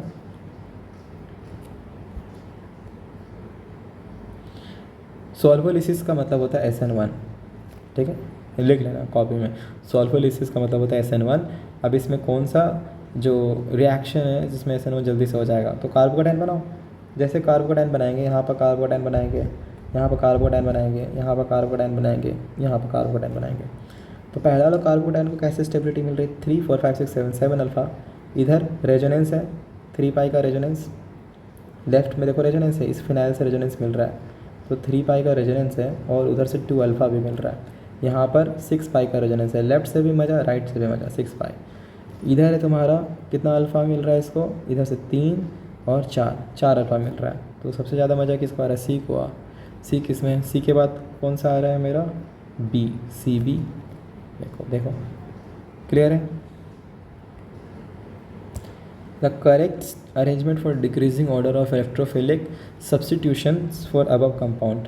किसके केस में, हाँ, इलेक्ट्रोफिलिक सब्स्टिट्यूशन किस में सबसे स्पीडली होगा, जिसमें इलेक्ट्रॉन डेंसिटी ज़्यादा होगा, जिस बेंजीन रिंग में। तो देखो किस में सबसे ज़्यादा, ट्राई करो, कर लिए, देखो 3 में सबसे ज़्यादा है ना, क्यों, क्योंकि इसमें +M है, इसमें -I है, इसमें +H है, 3 अल्फ़ा है, ठीक है। तो सबसे ज़्यादा तुम्हारा 3 है, इसके बाद 1 है, इसके बाद तुम्हारा 2 है, उसके बाद 4 है। 4 में तो बाहर ही निकाल रहा है -I से, तो क्यों ही जाएगा कोई electrophile. The correct order in electrophilic substitution, try करो इसको करने का, इफेक्ट लिखो। इसमें तो कुछ है नहीं, इसमें 3 अल्फ़ा है, इसमें -I है, इसमें -M है, तो किस में ज़्यादा होगा, B और फिर A, उसके बाद C और D में। तो तुम्हारा C होगा, क्योंकि -I थोड़ा रिलेटिवली वीकर इफेक्ट है, इसे ज़्यादा डीएक्टिवेट नहीं करेगा, ठीक है। उसके बाद हो जाएगा तुम्हारा D। The correct order of reactivity of following haloarenes towards nucleophilic substitution with aqueous NaOH, A B C D। अब NO2 जोड़े हुए हैं, तो तुमको पहले बता रखा है मैंने कि NO2 के जोड़ने से क्या होता है, बताओ। NO2 के जोड़ने से तुम्हारा जो बेंजीन है ज़्यादा इलेक्ट्रोफिलिक हो जाती है, तो OH जो है जाके रिप्लेस कर देता है। आ रहा है समझ में लिविंग ग्रुप को। तो D के केस में देखो 3 NO2 लगे हुए हैं, तो D तो सबसे आगे होना चाहिए, मतलब ये A और B तो कट जाएंगे। नेक्स्ट C और B में कंपेयर करो, तो OMe है वहाँ पर और NO2 है, तो NO2 का -M, OMe तो वहाँ पर +M दिखा रहा होगा, ठीक है, और यहाँ NO2 है, NO2 -M दिखा रहा होगा B में, तो B में NO2 -M दिखा रहा होगा, डेट इम्प्लाइज बहुत अच्छा खासा इलेक्ट्रॉन डेंसिटी खींच रहा होगा और मोर इलेक्ट्रोफिलिक बना रहा है, और मोर इलेक्ट्रोफिलिक बना रहा है, डेट इम्प्लाइज B में दौड़ जाएगा न्यूक्लियोफाइल। ये करो, इसको SN1 है, कार्बोकेटाइन बनाओ और इसको सॉल्व करने का ट्राई करो। इसका रिएक्शन का प्रोडक्ट बताओ, इसमें क्या होगा, SN1 है, कार्बोकेटाइन बनाओ, कार्बोकेटाइन बनाओ, कार्बोकेटाइन बनाओ, तो यहाँ पर माइनस एम है, यहाँ प्लस एम है, या माइनस आई है, या तो कुछ है ही नहीं। कार्बोकेटाइन बनेगा तो सबसे ज़्यादा स्टेबलाइज कौन करेगा? बी। तो बी होगा, उसके बाद तुम्हारा डी होगा, ठीक है, इसके बाद सी होगा, उसके बाद ए होगा। यहाँ पर होता कौन सा रिएक्शन है? SN1 है, SN2 है, कि E1 है, कि E2 है? क्या लगता है SN1 होगा? कैसे होगा जी? इसमें पोलर प्रोटिक सॉल्वेंट है क्या? नहीं, कटा। SN2 से 3 डिग्री ऐसे कट गया। E1 के लिए पोलर प्रोटिक सॉल्वेंट चाहिए, नहीं दिख रहा है। नेक्स्ट E2 एलिमिनेशन होगा बेस, तो ये तुम्हारा अल्फ़ा, उसके बगल वाला कार्बन बीटा, इस पर जो हाइड्रोजन है गया, एब्स्ट्रैक्ट किया, Cl को बाहर कर दिया। यहाँ पर CH3 है, और यहाँ पर C है, CH3 है, और यहाँ पर डबल बॉन्ड CH2 है। बोल रहा है decreasing order of reactivity of the following compounds towards nucleophilic substitution SN2 यहाँ पर देखो इलेक्ट्रॉन विड्रॉइंग ग्रुप्स लगाए हुए हैं, और सब 1 डिग्री पे है लिविंग ग्रुप, तो इलेक्ट्रॉन विड्रॉइंग ग्रुप का रोल है।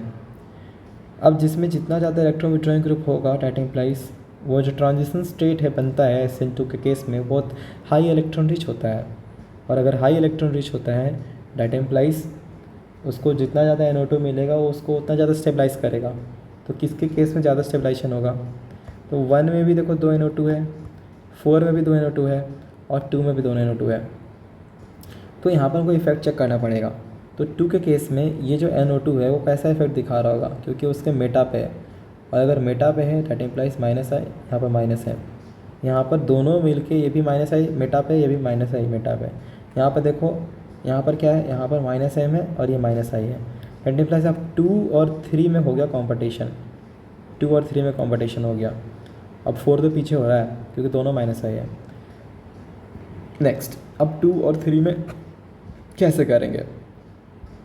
हाँ देखो, यहाँ पर माइनस एम के साथ ये माइनस एम भी दिखा रहा है ना, और लेकिन डोमिनेटिंग है माइनस एम, है ना, लेकिन माइनस एम भी दिखा रहा होगा वो, यहाँ पर भी माइनस एम भी दिखा रहा होगा। तो ये वाला जो NO2 है ना, ये वाला जो NO2 है और ये वाला NO2 तो सिमिलर इफेक्ट शो कर रहे होंगे, सेम पोजीशन पे है। डिफरेंस आ रहा है तुम्हारा ये NO2 से, ये वाला मैं थोड़ा हाईलाइट कर देता हूँ, ये NO2 से डिफरेंस आ रहा है जो मैंने अभी हाईलाइट किया, ठीक है, ब्लू कलर से। 2 के केस में NO2 ज़्यादा क्लोजर है, 3 के केस में NO2 दूर है, ब्लू वाला जो सामने होगा डेट इम्प्लाइज ज़्यादा इलेक्ट्रॉन डेंसिटी खींचेगा, इलेक्ट्रॉन रिच ट्रांजिशन स्टेट से SN2 का, डेट इम्प्लाइज 2 क्या होगा, 2 का रेट ज़्यादा होगा। तो ऑप्शंस जो हैं यहाँ पर ये कट जाएंगे, ये कट जाएगा। नेक्स्ट, अब 3 और देखो 2 के बाद तो 3 है, अब 1 और 4 में ऑब्वियसली 4 होगा। मतलब कितना अच्छा क्वेश्चन था यार, मतलब जिसका एकदम हाई कंसेप्चुअल क्लैरिटी इफेक्ट्स को लेके वही इसको सॉल्व करेगा। तो बट ट्राई करो, अगर समझ में आया तो ठीक है, नहीं तो रिवाइंड करो वीडियो को, नहीं तो देखो इसको कैसे होगा। पता है ना कि 3 और 2 और 4 के केस में दोनों में क्या है, 2 इलेक्ट्रॉन विड्रॉइंग ग्रुप्स है, तो इफेक्ट चेक किया हमने। तो 2 के केस में पहला वाला जो NO2 है ऑर्थो पोजीशन पे वो माइनस एम भी दिखा रहा है जो डोमिनेटिंग है, और माइनस आई भी दिखा रहा है क्योंकि नाइट्रोजन है, ऑब्वियसली इलेक्ट्रोनेगेटिव है। और जो मेटा पे NO2 है 2 के, वो तो माइनस आई दिखाएगा। नेक्स्ट, और 3 के केस में जो मेटा पे NO2 माइनस आई, और जो पैरा पे NO2 है वो माइनस एम और माइनस आई दोनों, और 4 में दोनों NO2 माइनस आई है। तो 2 और 3 में कंपटीशन हो गया क्योंकि माइनस एम 2 और 3 में, माइनस एम तो कॉमन है, लेकिन माइनस आई से हमने डिफरेंस क्रिएट कर लिया कि 2 के केस में NO2 ज़्यादा क्लोज़र है, इसीलिए ज़्यादा क्लोज़र है तो अच्छे से ट्रांजिशन स्टेट को स्टेबलाइज कर देगा, इसलिए 2 जीत गया। और उसके बाद तुम्हारा 3, उसके बाद जो 4 है, और 1 में 4 में ज़्यादा ही होगा ऑब्वियसली क्योंकि NO2 है, और 1 में तो कुछ भी नहीं, इसलिए पीछे हो जाएगा। आ रहा समझ में? चलो उसके बाद अभी तक इतना करो। हाँ ठीक है, अब हो ही गया हमारा। क्यों? क्योंकि ये जो है ना, खुद से पढ़ने का ट्राई करना, जो थ्योरी पार्ट है NCERT के लास्ट पेज में देखना, लास्ट के 1-2 पेज में halo alkane and hello arene के तो कुछ थ्योरी दी हुई है, इसको थोड़ा खुद से पढ़ लेना। क्लोरोफॉर्म क्या होता है, फॉर्मूला क्या होता है, आइडोफॉर्म क्या होता है, फिर दिखता कैसा है, ठीक है, ये सब थोड़ा देख लेना किसकी तरह यूज़ किया जाता है, और उसका मतलब ये कलर क्या होता है, ये सब थोड़ा देख लेना, ठीक है। DDT बनता कैसे है वो एग्ज़ाम में आ चुका है नीट के, देखो मैंने रिएक्शन भी चिपका रखा है। तो थोड़ा ये थ्योरी है, देख लेना। अभी तुमको क्या करना है पता है, इसको पढ़ लेना अच्छे से, और जो भी मैंने एक्चुअली क्या है ना कि तुम सॉल्यूशन मत देखा करो जब मैं बनाता हूँ, तुम खुद उसको पॉज करो, खुद ट्राई करो, खुद सोचो इसमें कौन सा इफेक्ट है, कैसे होगा ये रिएक्शन, दिमाग लगाओ। Elimination and addition, addition then elimination है, इसका रिएक्शन कैसे होगा, इसका रेट ज़्यादा होगा, इसका कम होगा, थोड़ा खुद अपना दिमाग लगाओ। जब तक तुम अपना माइंड को फोर्स नहीं करोगे तो फिर माइंड सोचेगा ही नहीं, माइंड तो यही इसको लगेगा कि अभी टीचर तो बनाने ही वाला है, इसका छाप लेते हैं। बट एग्ज़ाम में नहीं आएगा ना सेम क्वेश्चन, एग्ज़ाम में कंसेप्ट, कभी भी ऐसा नहीं होता है कि जो टीचर पढ़ाएगा वही आ जाएगा। कंसेप्ट आता है, क्वेश्चन नहीं आएगा। जेईई और नीट है, कोई दूसरा एग्ज़ाम नहीं है कि फंसता है, फंसने वाला नहीं एग्ज़ाम। कंसेप्ट बनाओ, कंसेप्ट अप्लाई करो, ठीक है। चलो अभी क्या करना है तुमको, अभी जितना पढ़ा है उसको अच्छे से सुनो लेक्चर, उसमें जो तुमको मैंने प्रिंट आउट्स दिए हैं उसको उसमें एनोटेट करो। जो भी मान लो मैंने कुछ यहाँ पर बोला है उसको खुद से बनाओ उसमें। दूसरा चीज़ है एनसीईआरटी है ना, हेलो एल्केन है ना, हेलो एरिन का, उसको एक बार पढ़ लेना अच्छे से, अंडरलाइन कर लेना और इम्पॉर्टेंट पॉइंट्स, क्योंकि एग्ज़ाम्स में क्या होता है कभी कभी सीधा एनसीईआरटी का लाइन पिकअप कर लिया जाता है, इसीलिए आप थोड़ा एनसीईआरटी को देख लेना। उसमें आईयूपीएससी वाला जो पोर्शन है उससे भी आता है कभी कभी क्वेश्चन, वही वाला कंपाउंड को उठा लेता है, आईयूपीएससी पूछ लेता है या उसी पे रिएक्शन करवा देता है। ऐसा ऐसा चीज़ मैंने देखा है, इसलिए एनसीईआरटी को पढ़ते जाओ साथ के साथ। तो अगले से हम लोग क्या करेंगे, अगले दिन से अल्कोहल फिनॉल ईथर चालू करेंगे, ठीक है। Thank you. और मैंने अभी तुमको भेजा है ना DPP halo alkane and hello Erin का, उसको सॉल्व कर लो। जीओसी का भेजा, सॉल्व कर लो, जो डाउट आता है पूछो, हल्के में मत लो। घर में सोना नहीं है, एकदम हल्का नहीं लेना है, दोस्तों के साथ घूमने नहीं जाना है बाहर, ना ही किसी से बात करना है, चुपचाप एकदम अपना रूम में जाओ, गेट लगाओ, पढ़ो, जितना पढ़ सकते हो पढ़ो, ये टाइम कभी नहीं वापस आएगा, ठीक है। चलो बाय।